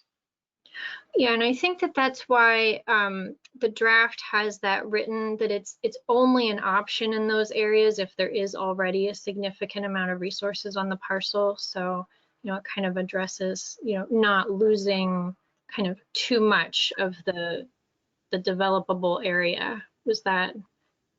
Yeah, and I think it also gets back to the map area and why, you know, we want to be clear about where this tool makes sense. And, you know, just to kind of zoom back to a few weeks ago when we talked about those areas, there were multiple areas in the southeast quadrant where we had a pretty strong kind of group consensus that we wanted to see some development, but we wanted to see more conservation than was covered by the NRP and the hazards in the level 1.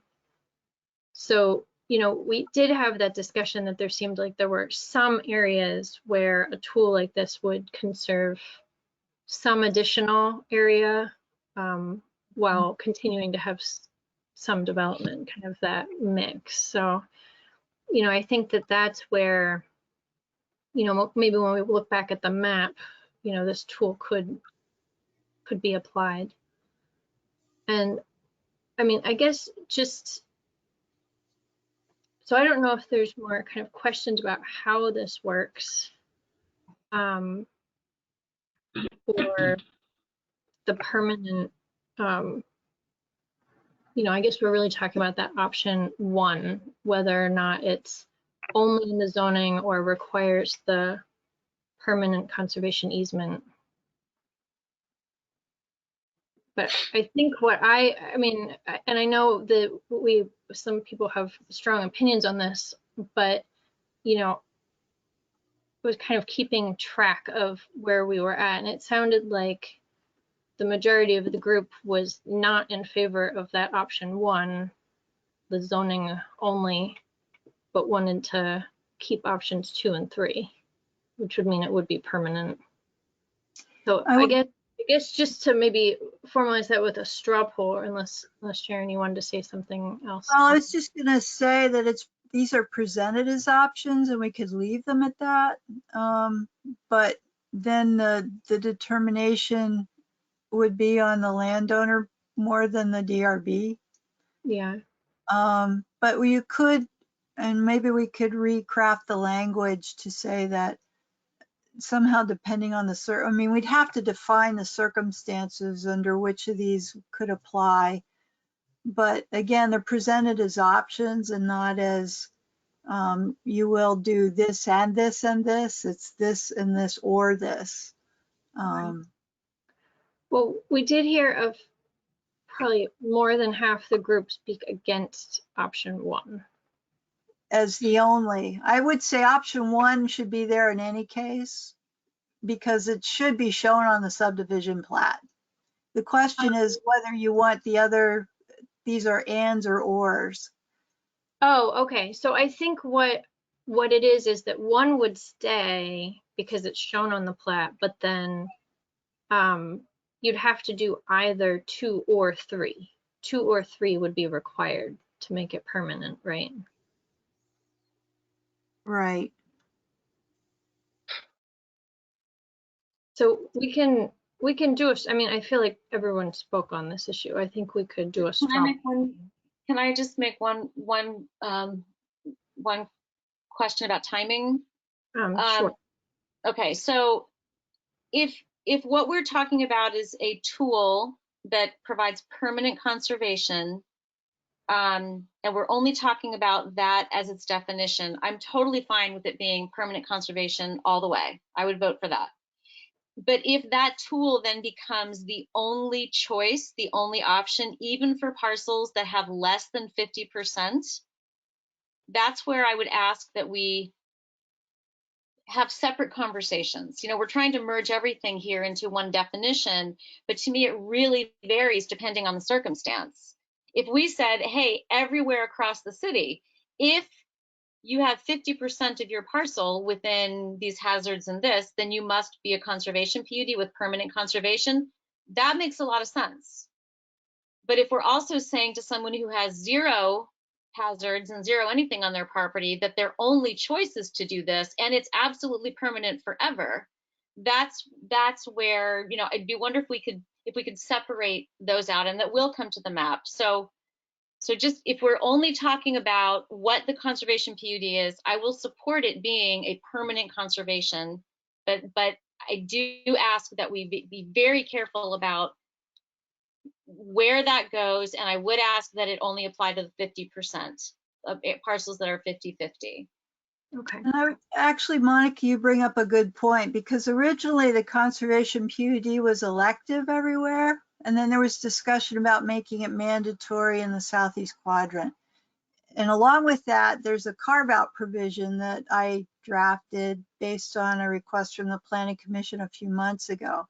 But the option would be to have these be elective everywhere too, that they be the landowner option, not a requirement.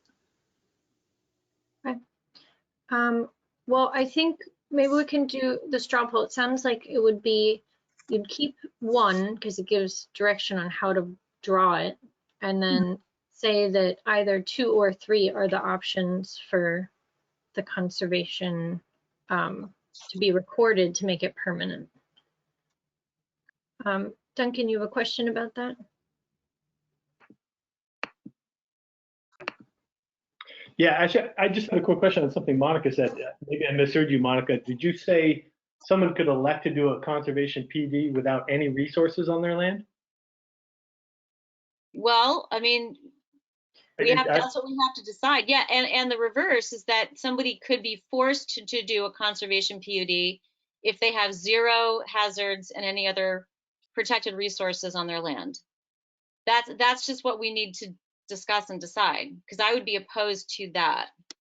Okay, so what we did talk about is that is a discussion for September once we have the tool set, and then we're gonna talk about exactly where they apply in the city and how. So that piece we're gonna hold off on voting on. We're gonna vote on whether or not it's permanent is essentially the vote. Michael, did you have something else you need to say first? Yeah. Are you saying that item 1 is purely and simply to define the conservation area, and that 2 and 3 would be the requirements? Otherwise, Well, why is 1 there? one actually gets to the point of whether it's actually permanent or not. I mean, in any case, I would recommend identifying it on the plat, whether it's protected open space. But if it's just based on a condition of the DRB under this section, it means that at some point in the future, if the regs change, the DRB could change their findings. And so at that point, they could basically remove that protection.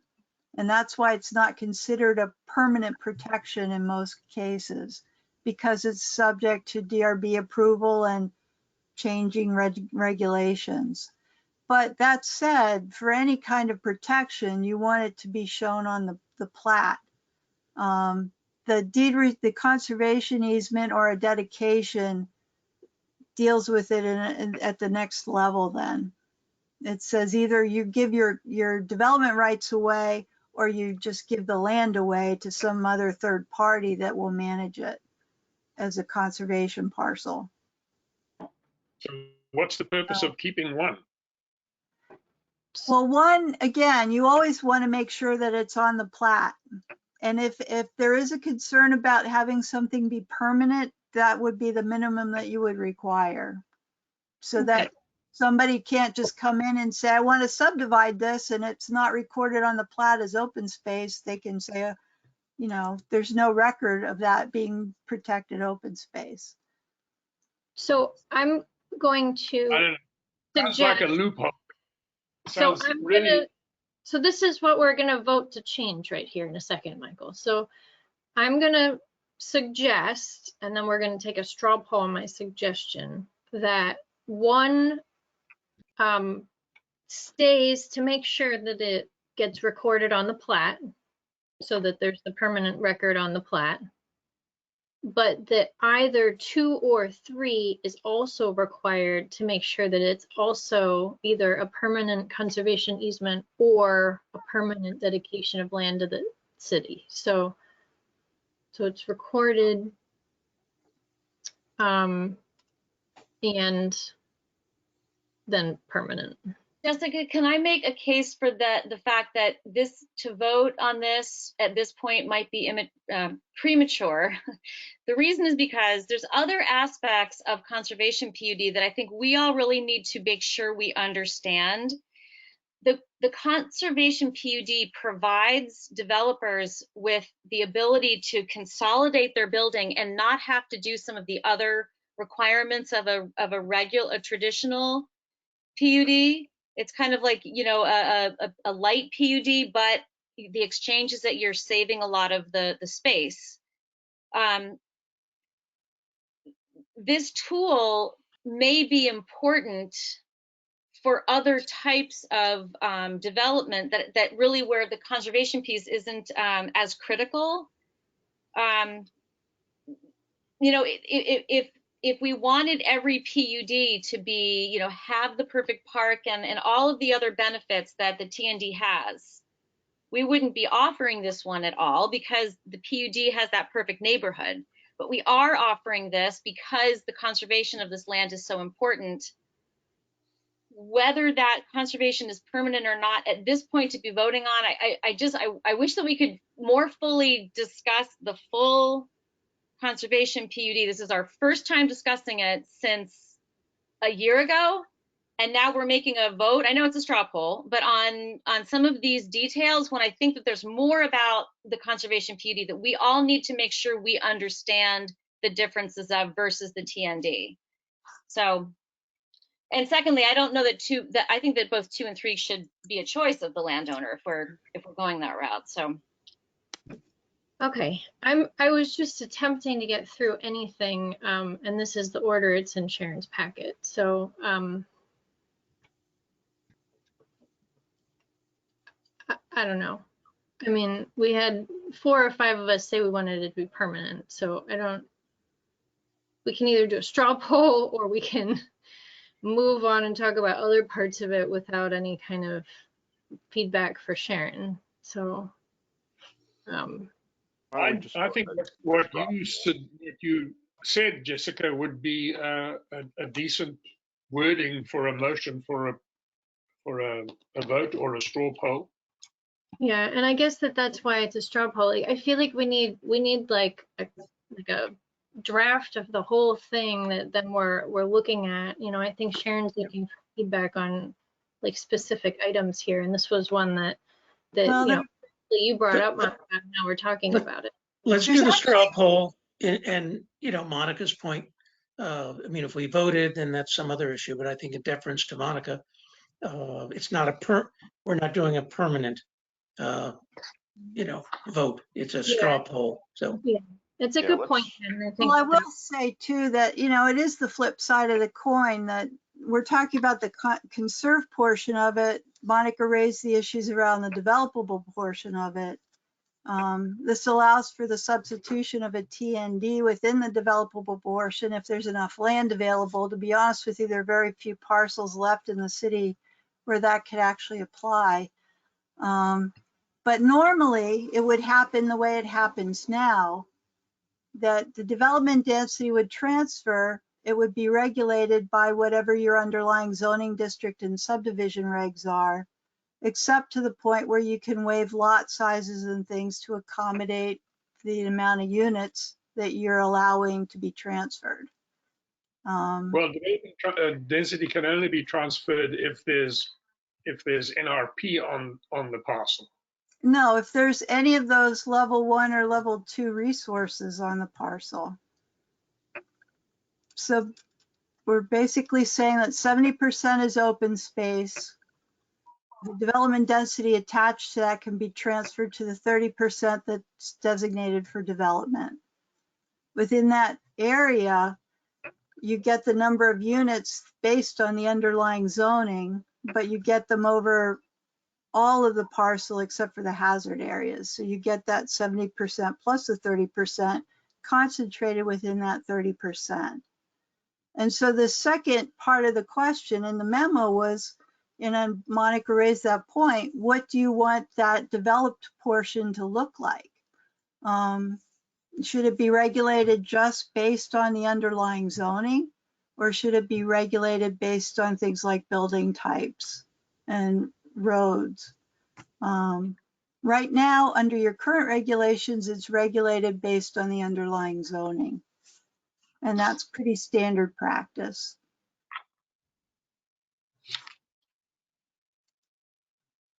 So I didn't want to mix it up too much, but we are looking at both sides of that issue, not just the 70% conserved land.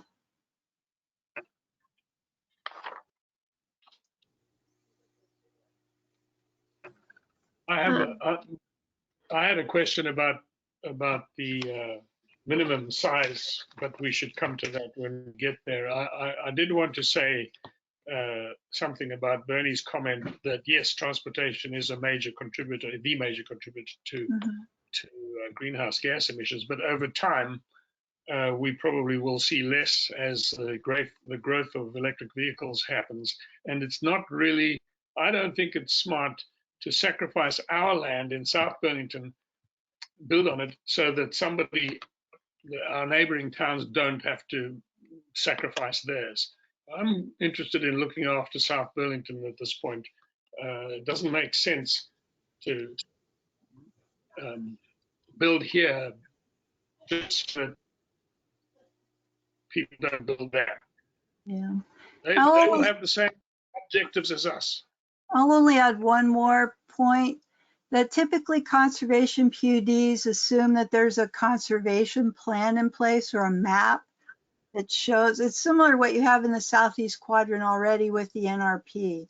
There's a map that shows those areas and linked areas where the city wants to conserve land. Absent that, you know, we're talking about applying it in terms of zoning districts versus another map that could be created at some point. Okay. And that's the difference between having individuals conserve land, because you're right, they can, but it might be detached plot, blotches on the city, or you could create an interconnected network of conserved land, which is what a conservation PUD is supposed to help you achieve. Which is our NRP. Let's do the straw poll so we can move on. We're sort of stuck here. So, so the straw poll is essentially to have the area in the conservation zones be permanently conserved in one of those ways. Okay, so who's in favor of that? Okay, so we have 1, 2, 3, 4 yeses, it looks like, and then who's opposed? I'm abstaining right now. Yeah, 1 abstain, 2 abstain. So, I think, Sharon, I think just to move forward with the permanent in your draft. Yep. If people's feelings change after they get the bigger picture, we can always revisit it. Sure. Yeah. Yeah, let's move on. So Sharon, what would you like to do next? Do you want to go in order of your memo or in order of the draft here? No, we can do the memo. So we already talked about including the NRP land just for purposes of transferring rights, and it seems like that was consistent with what you had already talked about. Yes. Okay, so I'll keep that in there. Then the final questions were, well, one of the basic questions, and it kind of gets to where you want to apply it. I'm sorry, can you put that up on the screen so we know where you are? Or should we just go to the packet? Yeah, just go to the packet. It's in the memo. I don't think I have the memo up. And I can do it if you want. Yeah. But it's basically on this part, I had left it as an option in the draft. There had been some discussion, and I talked about this with Paul too, and whether, again, just to rely on the underlying zoning for the developed area and your zoning and subdivision regs, or whether you wanted to actually at least define some building types that were allowed within the conservation PUD. And looking at the southeast quadrant stuff, there are functionally building types. For example, you allow up to 4 units per structure for housing. So we could include like single family duplexes and some small multifamily building types within a conservation PUD. But if they're allowed citywide, it really relies on what the underlying zoning allows within that district, especially if you're talking about mixed use. So we could, again, that's the standard fallback, that the conservation PUD allows whatever types of development are allowed within the underlying zoning. It just says they have to be condensed into that 30% of the land. Monica? At one point, and this gets back to mapping, at one point a long time ago, we talked about potentially requiring single family homes in the SEQ within the PUD mix. And I wanted to say that I am opposed to requiring single family. I'm not saying they can't be there, but I'm opposed to requiring that they are one of the 3 if we require 3. Yeah, and Sharon, I think we had a pretty robust discussion about the types of buildings of the building types that might make sense in the southeast quadrant. I think that was part of our TND discussion. Right. It seems like those types of buildings might continue to make sense here. What we talked about in our last meeting was maybe continuing to require a mix, so you don't wind up with like a whole little area that's all one type of building. Is there a way for us to do that? So maybe like Monica said, we're not requiring single family homes, and we're not allowing like really big buildings, but to require a mix of the housing types that might make sense. Can I Yeah, get a clarification of what Monica said? Didn't you say of the three, single family would not be one of the three? No, I'm just saying not required. We at one point had loose discussions about requiring that single family homes be one of the building types in the SEQ. And Right. I have become, concerned about that requirement. So I think a developer can have the option to, but I'm concerned requiring that be part of well, it. right. There I would was, disagree with, I totally disagree with that. I think there should be at least, single family should be an option and required. I think, Because I don't think I want to see, again, quadplexes throughout right. rural SEQ. Well, I think that gets back to a while ago, Paul and I presented 5 different options for different development types within a conservation PUD. And one of those were what we were calling estate lots, where you might have just 4, big lots, single family homes versus clustered development. But again, if we just go to the default in the SEQ, it wouldn't be much different than what you allow now, which is depending on the density that you have available to you, it allows for single family up to a 4-plex. In the residential sub-district subzones, and then up to 8 units per building in the village district. So there is no specific requirement. A lot of that's tied to whatever the density you have available through the purchase of development rights in the TDR case, or through just the clustering of development in a conservation PUD. So I think one of the examples in the draft, you can get up to 3 or 4 units per acre, which would allow you to develop basically a quad if you wanted. But it might not be the best development design, but it would allow for that. So it would allow for 4 single family or 1 4-unit building. I think there have to be at least 3 different types, and there was a menu from which you could choose.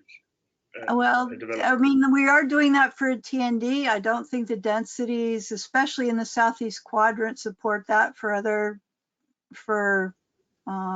the development that's available at 1.2 acres per, or 1.2 dwellings per unit or per acre. That is not going to give you the density you need for some of the really higher density forms of development like you would have in a TND. Duncan? Sure. So Sharon, I'm just looking at the 2 examples you gave us of density, the first one being underlying zoning and the second one being associated PUD type. Right. Is that a decision you need from us to say which one of these we're going to go forward with conservation? No, I was actually presenting them both as options. Again, the draft presents the fact that if you have enough acreage available to do a TND and a conservation PUD, the TND can serve as your development area. And again, there aren't too many parcels left in the city that would qualify. We were discussing this in relation to things like hill farm estates. If you have 100 acres of land, you might have enough for a TND and a conservation PUD combined. And then you would have to meet the underlying density for that PUD type for the TND. But if you don't have that much acreage, you're basically relying on what the density you can yield out of the surrounding area that's conserved. So that would be the 70%. So just functionally, just to make sure we're picturing that right, the idea of what you just said is if you have a big enough parcel, you could serve your 70%, and then within that remaining 30% that is the development area, you could put the TND with all of its form and function in that remaining 30%. Exactly. Yep. Seems very reasonable, like a efficient use of the remaining land while still conserving. Sorry, real quick, Chair, the density calculation is sort of determined by the amount of land you have. Mm-hmm. But Yeah. so the smaller one, you're going to use the zoning, underlying zoning. A larger one, you would use the PUD type. Right, exactly. Yep. I had a question about the. Oh, sorry, Monica. I just have, Monica, if it's clarifying, go ahead. sorry, just clarifying. Can you remind us, in a TND, it is based on not density, it's based on what can fit within the allowable. But in the conservation, I thought that it was not based on density. I thought that's one of the elements that's not carried over. It's instead based solely on the old model of density, right? Well, I guess the way to look at it is the conservation PUD is based on the base density for the district. So in the southeast quadrant, it's 1.2 dwelling units per acre. Within a TND, there's actually a minimum density requirement, which we haven't defined for a conservation PUD. And in that case, it would be 4 units per acre as a minimum. And then the maximum would be based on whatever building types you allow within that context. But for a conservation PUD, it's based on the underlying zoning. So it'd be 1.2 units per acre. So if you had 10 acres, that would give you about 11 units, 12 units, that you could transfer some of those into the 30%. So basically you'd be concentrating those 12 units within that 30% or the 3 acres of the parcel. Okay, Michael? Yes, well, we had shown 4 acres as the minimum for a conservation PUD. Excuse me, but I'm wondering if that's practical at all. You know, 30% of 4 acres is, say, 1.2 acres. Then you have to account for some roads and sidewalks and civic space. Mm-hmm. You probably have an acre left. That's not an acre is not a place where you can build a neighborhood, which is what we're trying to achieve with these various PUD types. Well, not in a conservation PUD. You're not necessarily trying to achieve a neighborhood. I mean, that's the purpose of a TND. The purpose of a conservation PUD is to allow some development, but the primary purpose is to conserve land. Okay. That's what I was trying to say. If you have enough acreage, it'd be great to create a small neighborhood, but you're right. On smaller parcels, you know, I gave you the example of a 2 acres in our R1 district gives you 2 units. But those 2 units would be built on 30% of 2 acres, which is, I can't do the math in my head, but you know, smaller than an acre, but you'd still only have 2 units. You couldn't build a neighborhood in that context for sure. Right. So shouldn't we then change the minimum size of a conservation PUD to something like 20 acres instead of the 4 that appear in our table? You could, but you don't have many 20-acre parcels left, to be honest. That's true. There are not a lot of places where a conservation PUD, you know, but that's just my view. You know, what do the rest of the commission think about it? It doesn't make sense to try and squeeze a conservation PUD into something like 4 acres. It's got to be more than that. And yes, that would limit the number of places where we could build conservation PUDs, unfortunately. Yeah. I mean, originally that was kind of the intent, you know, a 10-acre minimum for both TNDs and conservation PUDs, but then this idea of 50% of the land just to give encumbered properties more of a development option, especially if you want to promote development on that land. So it's all a trade-off, really. Yeah, it depends on what the objectives are. Yeah. Well, the objectives are what you've written in your first paragraph, which is conservation. For this type, right? Yep.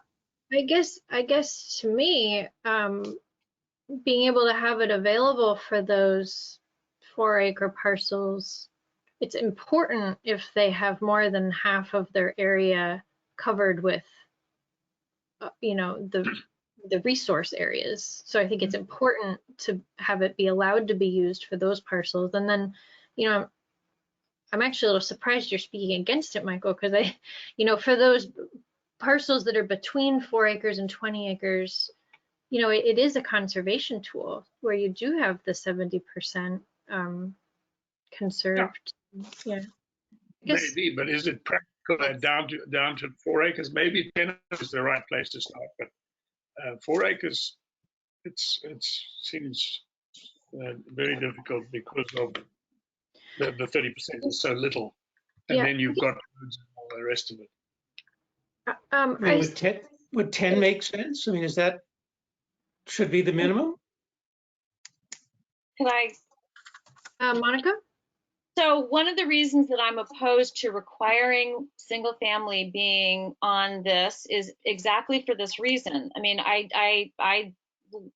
yeah, if there's a parcel that's almost 3 acres and it wants to do something, it would be far better for them still to be able to tap into a conservation PUD and cluster the smaller homes. Maybe it's, you know, when it's a smaller, I think we talked about maybe moving to 2 different types instead of 3 and doing, you know, duplexes and tiny, whatever, cottage homes in a very small portion of the land. That remaining 2 acres is still very valuable. That's a whole, you know, and if a couple of neighbors along the way do that, that's still extremely valuable saved land. So clustering the development, but then if you have to require the single family, it makes it complicated and it creates sprawl. So I think that, yeah, I think allowing it for the smaller, but they will have to build in a clustered manner, and it's not creating neighborhood citywide. It's going to be a bunch of little pockets, but there will be a lot of open space. Okay. You know, Sharon, there's a question in the chat that I think we've been maybe dancing around. We're not completely sure, and we could use some clarification on. I don't know if you see it there. It's about how the TDRs might work in the southeast quadrant on these conservation PUDs. Like, would you be able to use TDRs in the developable portion? I guess that's kind of how I was picturing, especially if you have one property that has some in the NRP and some in developable area, you would be able to. That's a good question. I mean, right now we've included the NRP as sending areas. You couldn't build in the NRP still, but you could, instead of transferring it to another sub district, you could transfer it to the developable portion of the parcel, which technically should be in another sub district anyway. It's just a difference between transferring it on the parcel versus transferring it to somewhere else within the SEQ. So the way it's drafted, it allows for the transfer either on the parcel or to somewhere else out of the NRP.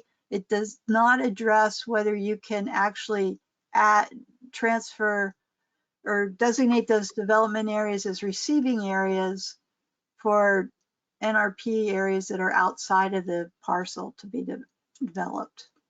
And that may come into which districts these are applicable in. You know, if they're not even applicable in, say, the village commercial area, maybe it doesn't even come into play potentially. Right. So. Jessica, Paul did answer that in a previous meeting because I had asked as well, and I believe it was the same for conservation, that yes, you still can use the TDRs because otherwise, again, in the conservation PUD, it's based on the traditional density, not the building type. And so within that 30%, you'd still be technically at the 1.2 per acre. And so you'd need the TDRs to be able to upload that 30% of the parcel. Yeah. Great. That makes sense. And like we said, separately, we're also working on moving some of them outside the SEQ. But so I think that it almost feels like this section of the LDRs should probably almost be silent on TDRs because, like Monica just said, it is the underlying zoning, and therefore it's addressed by the underlying zoning. I had made a note for myself that we should leave out the references to the transferable development rights because they're not very useful at the moment, and we are going to be rewriting them, and they can be used whether they are written into these regulations or not. As long as the references.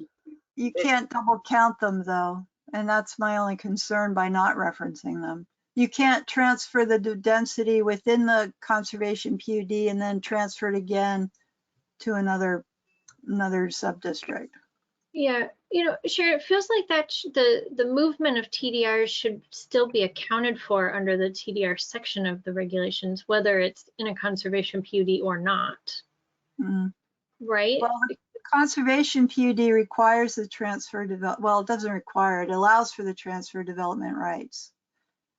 And it's the same within your southeast quadrant now. You're only required to get more development rights if you want to build at the densities that are allowed, but you don't have to necessarily do that. Okay. So. And you've got to submit to the DRB if you want to use TDRs. So the chances of double counting, I think, are quite small. Well, anytime and I think Paul said you do this, but anytime that you transfer development rights, you're required by law to keep a map of those areas that they've been severed from and those areas that have acquired them. And I haven't seen that for the city, but Paul said there is some tracking mechanism available. So it seems like it doesn't need to be done separately in this part of the LDRs, I think is the point. Well, they need to relate to each other. And actually, Amanda suggested I look at the TDR language today. So we've talked a bunch about the SEQ. Sharon, I know you had also been talking about what about the spots outside the SEQ and like how it might work with the mixed use? Well, that was a question. If you wanted to allow it in zoning districts where it was just commercial or mixed use too, under that 50% provision.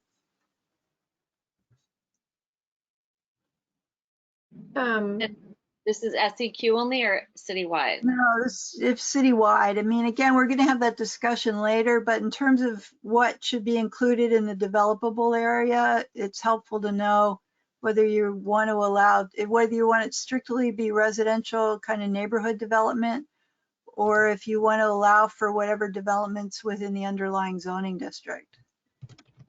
This is where I would vote to say yes, outside of the SEQ, as long as it's that 50%, because if 50% is important resources that we want to protect, it doesn't matter what wants to move in there, it needs to ensure that the resources are protected. And as a result, they may need some breathing room in what they do develop and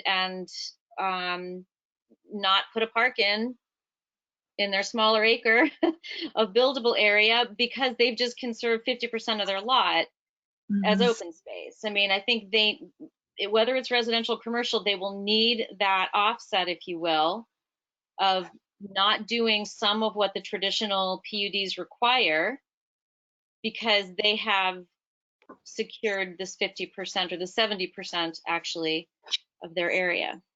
Okay. Yeah, but I think we want to make sure that whatever uses they would be allowed to do within that district would still be allowed in the conservation PUD, because that's what's all around them. Ted, did I see you unmute?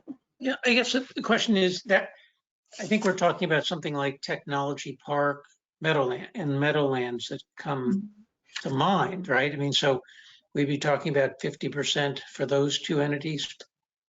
I'm not quite sure, not quite sure I buy that.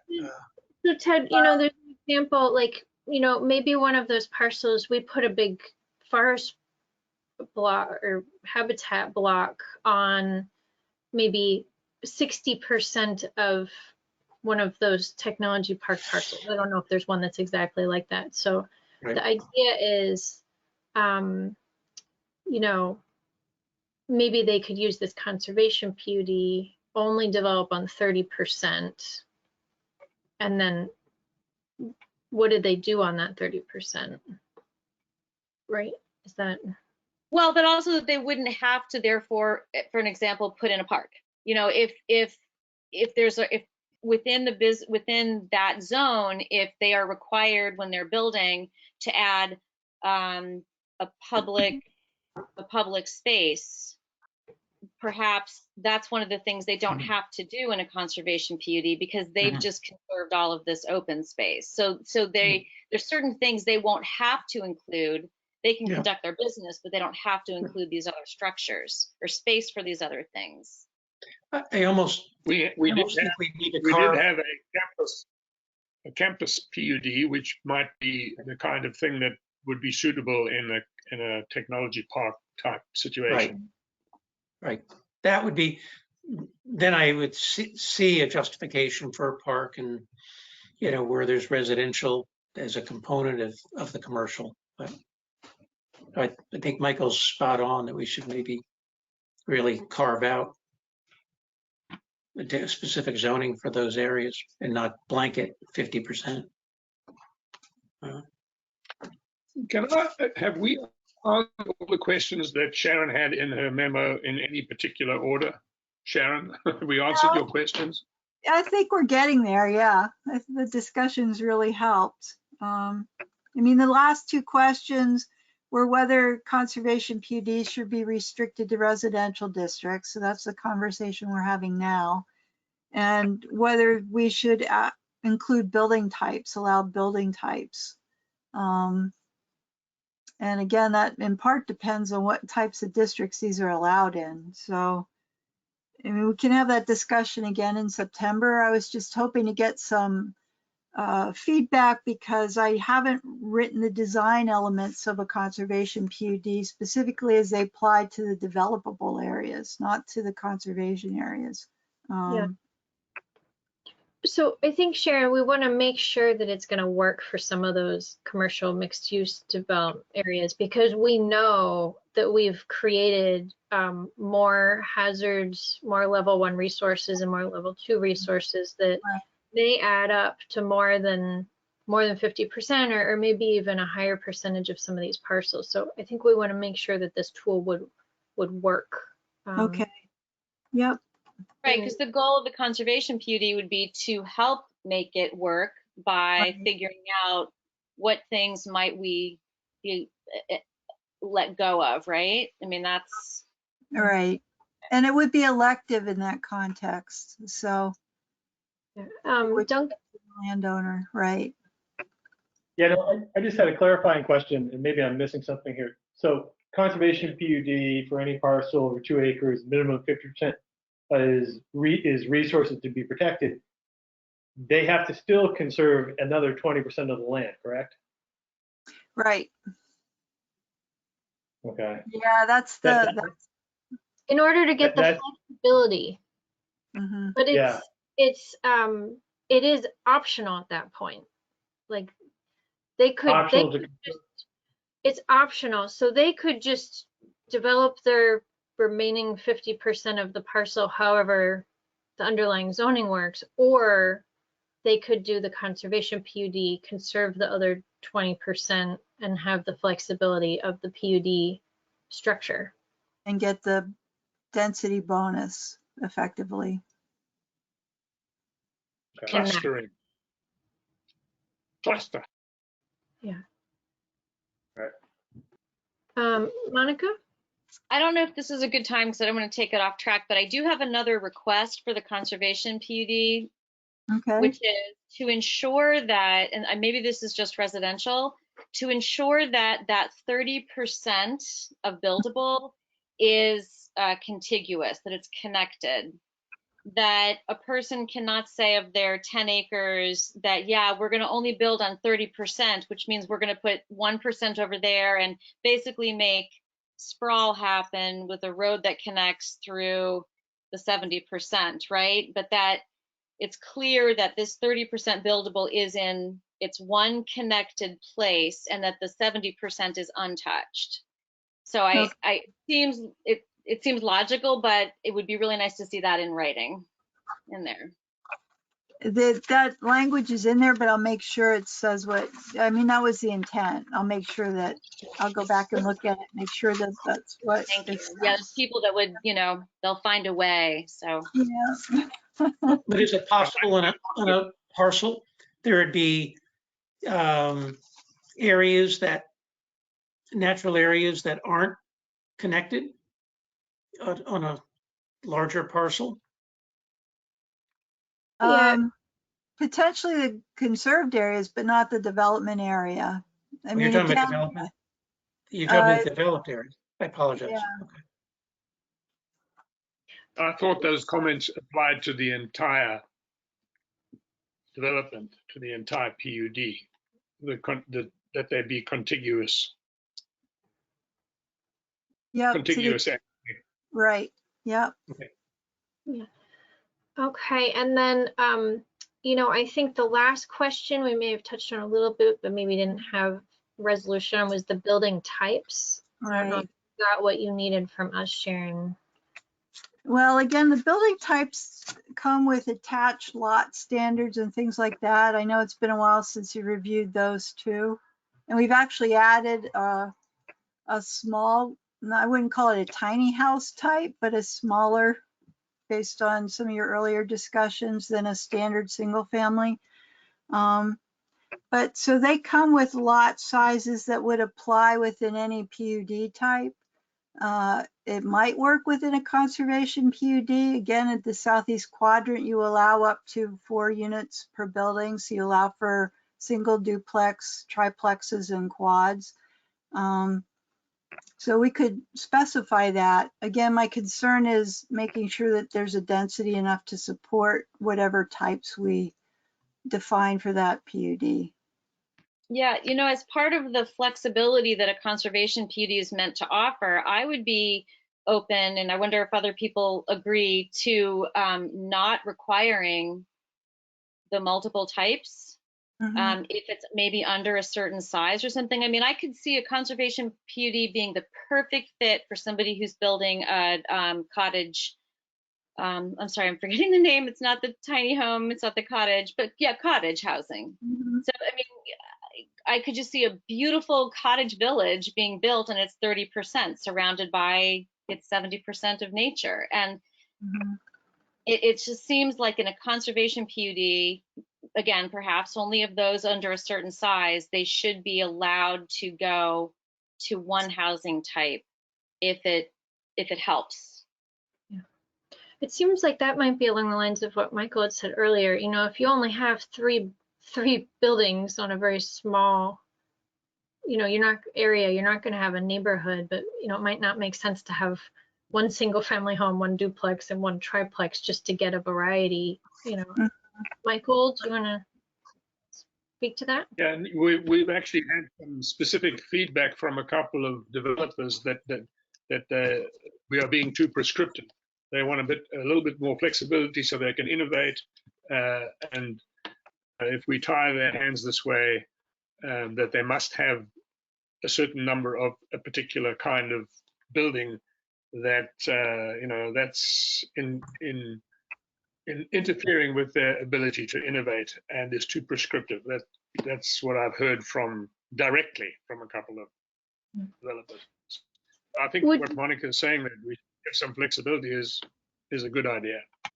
Do you think it would be reasonable to have some kind of threshold, though? The existing Southeast Quadrant language does say that there's supposed to be a mix of housing types. So it does feel like maybe over a certain acreage, we should have them pick multiple housing types. I completely hear what you're saying for, smaller areas, or if there's only a few buildings going in, but if maybe that's the 10 acres that Ted was talking about. If you have more than 10 acres, you have to include more than one housing type, or some kind of language like that. So we're we're not losing that mix piece.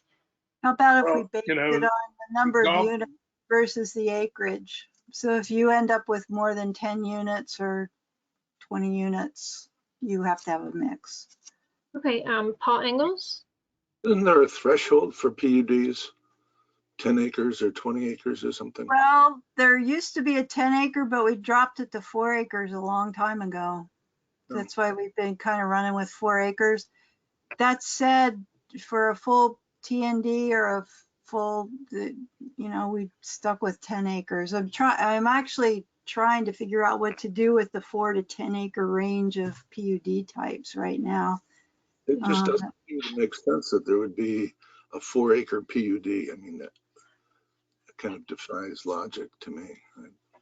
Yeah, it's a good point, Paul. And, I think at our last meeting, there were a few bullet points about that idea of maybe there's the PUD light where there's like some of the criteria aren't as prescriptive. Like you wouldn't need as many building types. Maybe there's more flexibility on lot sizes. You can build without PUD. Example, You do not have to have a PUD to build. I mean, you can just build, Yeah, you do now, but you don't.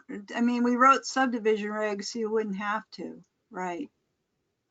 Right now, it's PUDs are elective at 2 acres and above, but almost everything has to go through a PUD review based on the zoning districts. Yeah.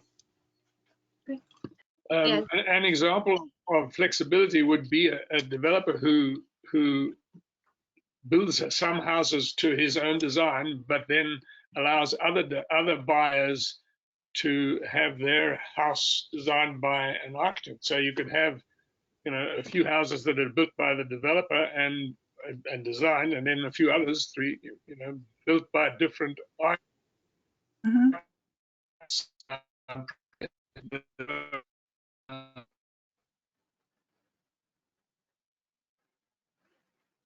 Michael, provided the developer feels that they fit. So that's the kind of people who think it's too prescriptive. Well, we aren't doing architectural standards. We're just doing some basic dimensional standards. Paul Engels? When I first came on the commission, Paul Connor and I talked about conservation PUDs and said at the time that it gets very close to being form-based code. And when you start talking about streetscapes and building envelopes, that's very much form-based code. Mm-hmm. Some of the types are like TNDs are very form-based code. But the conservation PUD is actually not as form-based code. Because again, it's more involved with conservation than the form of development. So, we started out with 8 different PUD types and we've narrowed it down to about 4 at this point. Okay. Duncan? Just to wrap up what Chair was saying, I like the suggestion of allowing flexibility for a single housing type below a certain amount of units. That seems like a good idea. I'm not sure what that threshold is, but I'm not sure either. We'll have to figure that out. But yeah, Bernie? I was just going to say I also support that. Okay. Okay, is there general agreement on, okay. Yeah, that sounds good, Sharon. And okay. It Just seems in the conservation PUD, right? Yeah, that's what we're talking about in the conservation. Yep. Yeah. So Sharon, I think we got. I lost my connection for a while. Sorry about that. No problem. So Sharon, I think we made it through your memo. You did have the whole draft there. I think just a few overarching comments of things that we've talked about in the past, but I didn't see in there. One was, that hazards, the hazards wouldn't have the, well, I guess hazards just weren't mentioned in the purpose So I don't know if it makes sense to have that in there. And then, They're under the first bullet. oh, okay, good. And then, you know, it seems like maybe we don't want to list the resources under that first bullet. We can just refer to hazards, like in case that chapter changes. Yeah, I did say including.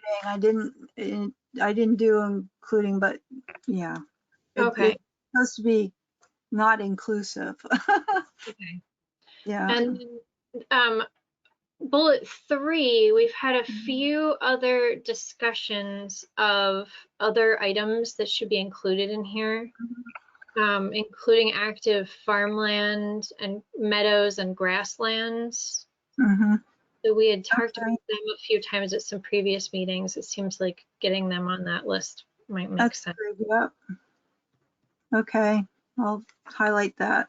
And then Jessica, can I ask I'm sorry, can I ask a clarifying question about that? And I don't know if this is the time to talk about it. So those elements that you just added, which a person can opt to put into their list of conserved areas if they opt to do a conservation PUD. But are we, when we say you have to use a conservation PUD if you have 50%, do those, the grasslands and such, are they included in that 50%, or is that 50% reserved for hazards? And okay, so the additional resources are when you want to build up to your 70%, you can please prioritize taking these other things. But because we haven't talked yet about, like, is a conservation PUD only an option for people who have the 50% of their land? Like, we haven't had that conversation yet, right? Well, I thought we had settled on, I mean, it's drafted so that it's elective for if you have 50%. yeah, and then there's still some question about this, exactly how that works on the map. It sounds like that would be the case in our areas we want development in. Right. But elective of if you have 50%, but if you have 25%, the way it's written right now, it's not an option for you. Right. Okay, that's just what it would just rely on Article 12 standards in that case.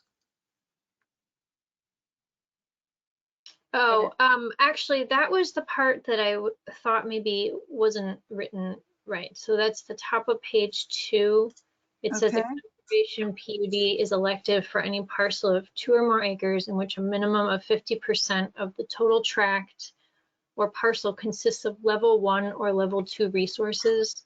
I think that 50% should include hazards as well.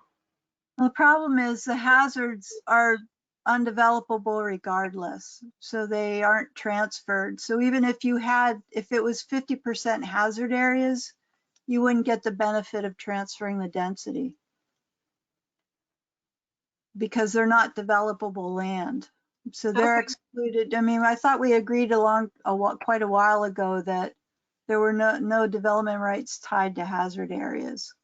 Yeah, no, that's actually a good point. I had that conversation. So if other people what if something is a receiving area though? Like they could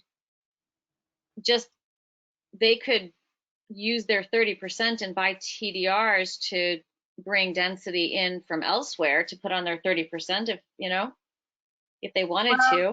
The way it's drafted, that those 30% are only receiving for the parcel it's on. They aren't receiving for development rights from outside of that area, outside of the conservation PUD.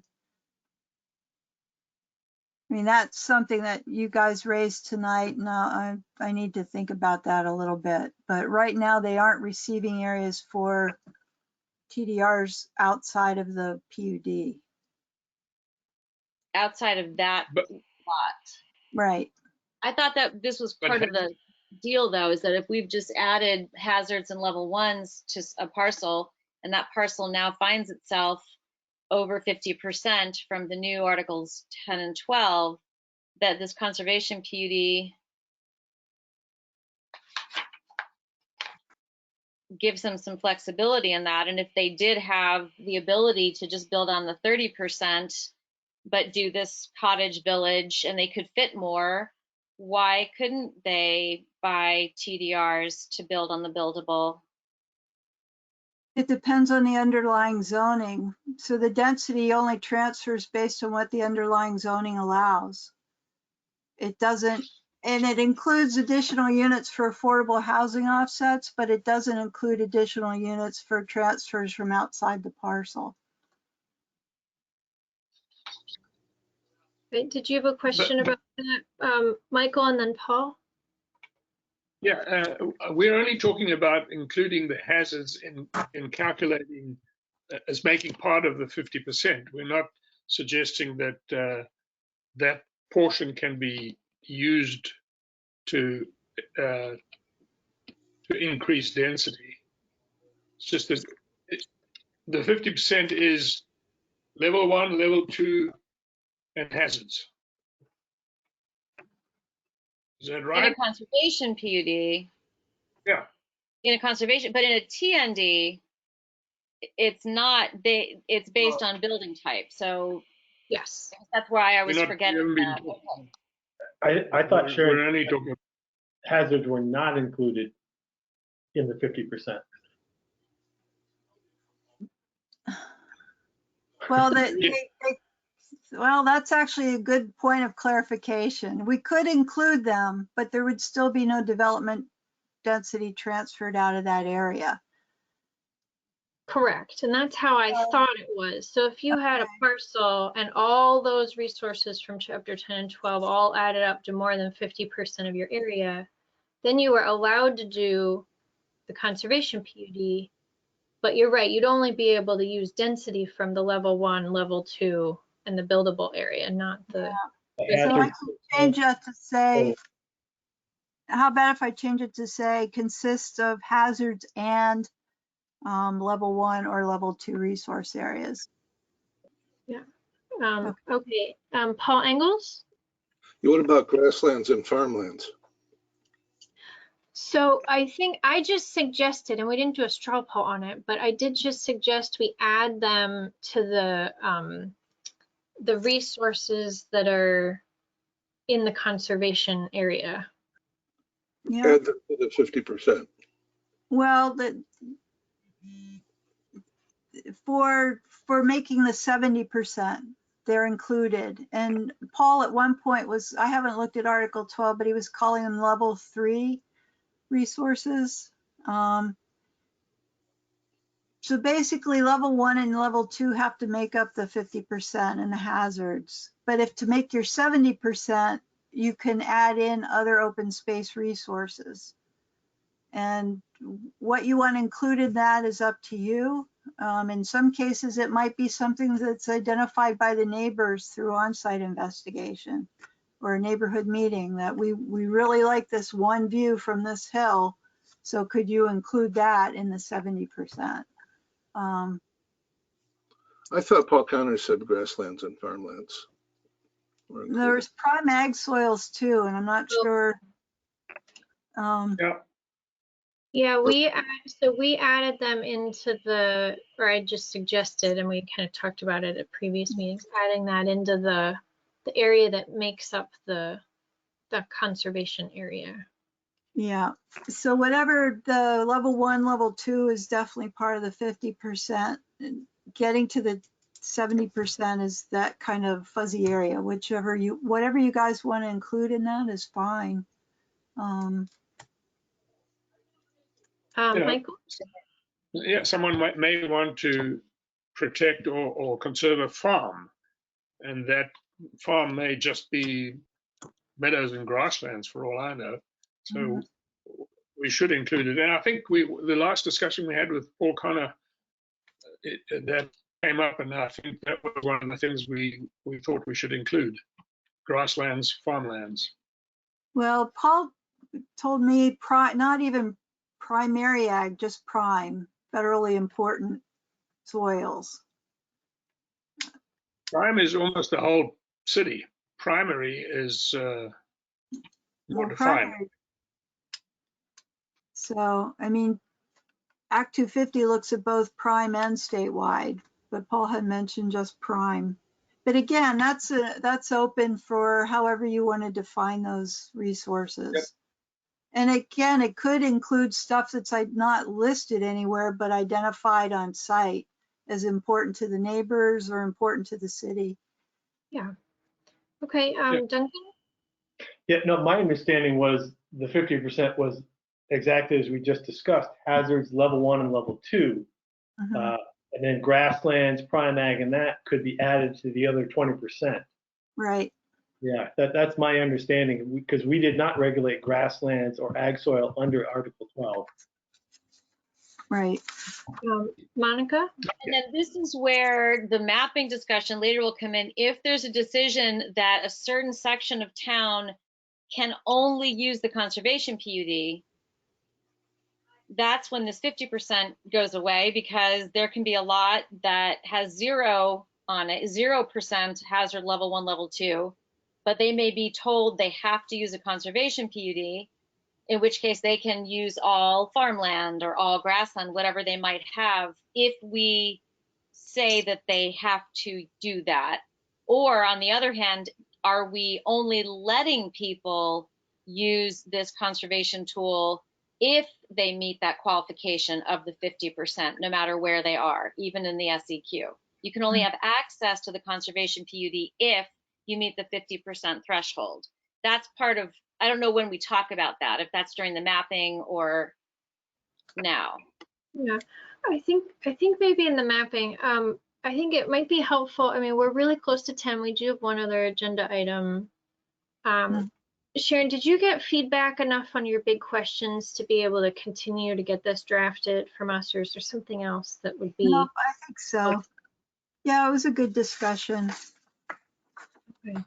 So we're definitely going to have to kind of come back to this with her additions and the section that she said she had not written yet.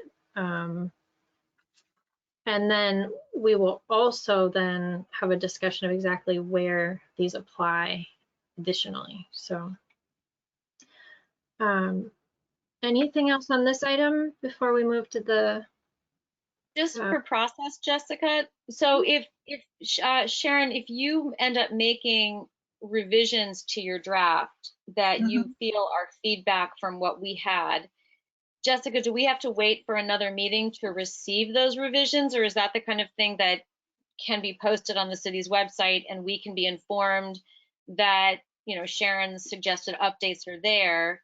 It would be efficient for us to be able to do that outside of a meeting, not to discuss it, but at least to be able to read it and understand, especially while it's fresh in our mind.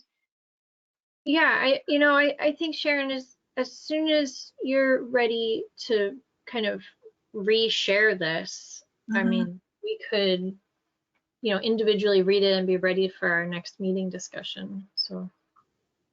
Well, I mean, we only have a couple of more meetings left and there's still quite a bit of drafting to do. So actually having a site, I know that I've been posting stuff on the city's OneDrive file site, but I don't know if the Planning Commission has access to that. No. We could create a file site just for being able to upload documents. That's something maybe Jessica, you and I could talk to staff about. Yeah, we can talk about, you know, how that could get maybe put up on the project website so the public would have access to like an interim draft also. Yeah, that the web where all of the Article 12 and mapping and everything existed would be perfect. Right, Bernie, and then Michael. Well, I was just going to suggest that I'm a little hesitant to post it publicly if we haven't vetted it yet. I kind of feel like, you know, we should have an opportunity to, you know, I mean, we're never all going to disagree or agree, obviously, but at least to vet it so that when the public reads it, it's, you know, the consensus of the Planning Commission of where we're at. And yeah, so from that perspective, I'd be hesitant to just it's a good point, Bernie. You know, I think the public expects to see something new as part of one of our packets.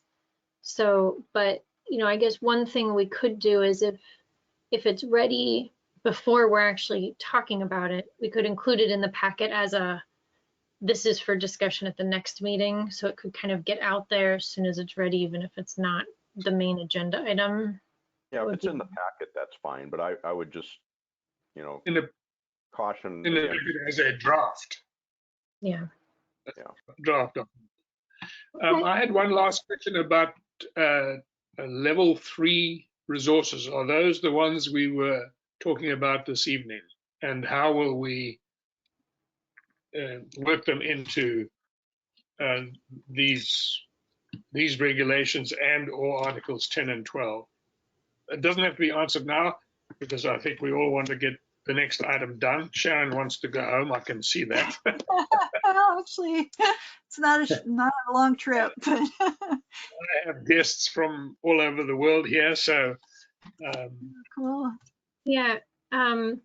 Okay. So I think that that's something that's important to Sharon, like, you know, those resources and kind of structurally how you get them in there, whether it's called level 3 or not, I think, you know, we can work with you on. Okay. Yeah, I was just working on what Paul had suggested to me, that they might be included in that table in Article 12 as level 3, a list of potential things that aren't regulated, but of importance to the city. So.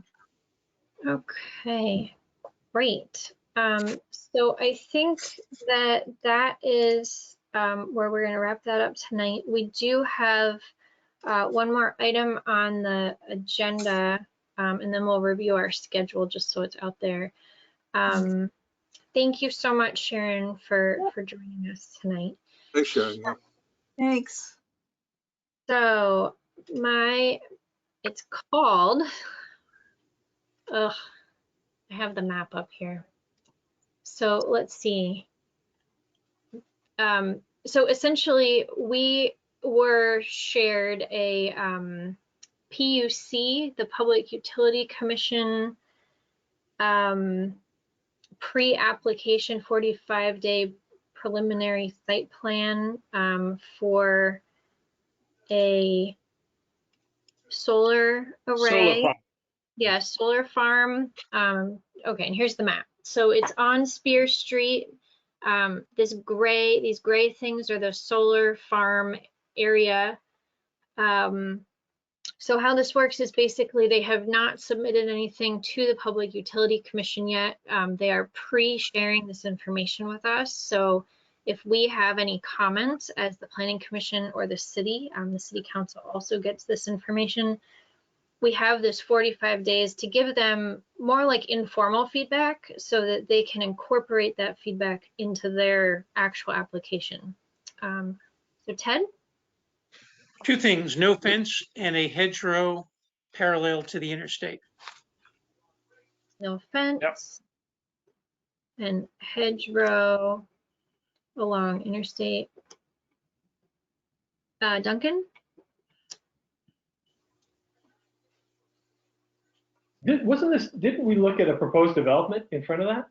Is that the same parcel? Yes, it's the Couillard family that's doing the development. It's actually quite a nice one, and that solar farm is intended to provide power for the entire development. So there is going to be a development in front of it. Okay, all right. Yes. I'm assuming they have a buffer plan between that and the development then. Monica or Delilah, do you have information on that? The Development Review Board, if you look at their last packet, they just looked at that development proposal. So it's still under review at the DRB. 600 Street is the address for that particular development. Am I allowed to show one of the maps? Of the DRB project? Yeah. I don't see why not. Do you want to see the layout? I think. Yeah, that's it. So the idea is that this area for the solar farm is back here. Mm-hmm. And the development is in the front. So I think someone talked about a buffer to the highway. I think that would be true because the highway is over here. Monica?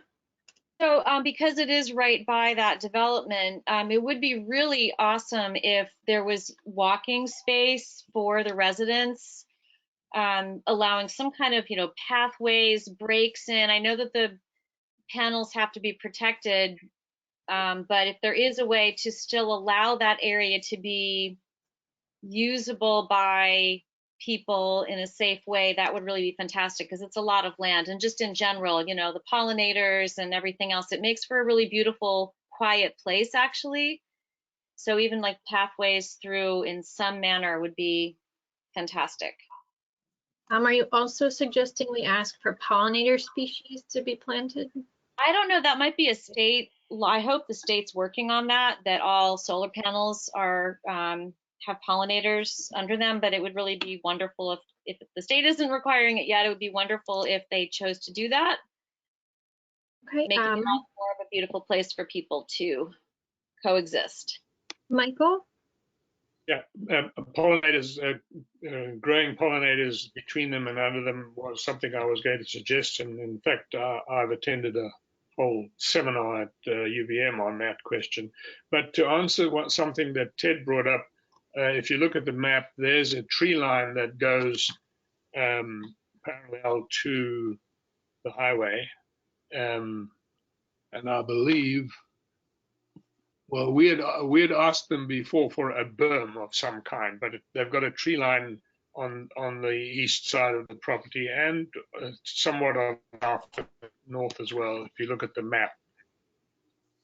Okay.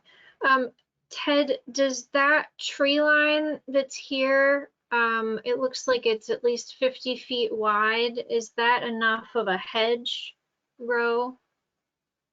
Yeah, yeah, and I could not see on mine that it was a tree line, but anything to sort of, you know, create a little bit of a barrier, a scenic barrier from the highway. But Okay. yes, that would be sufficient. Yeah. Okay, well, what I can do is just ask them to maintain that as part of the plan, as the buffer, as a vegetated buffer. Yeah. Any other Yeah, comments, Michael? Well, the cross-hatched part of that shows that it's I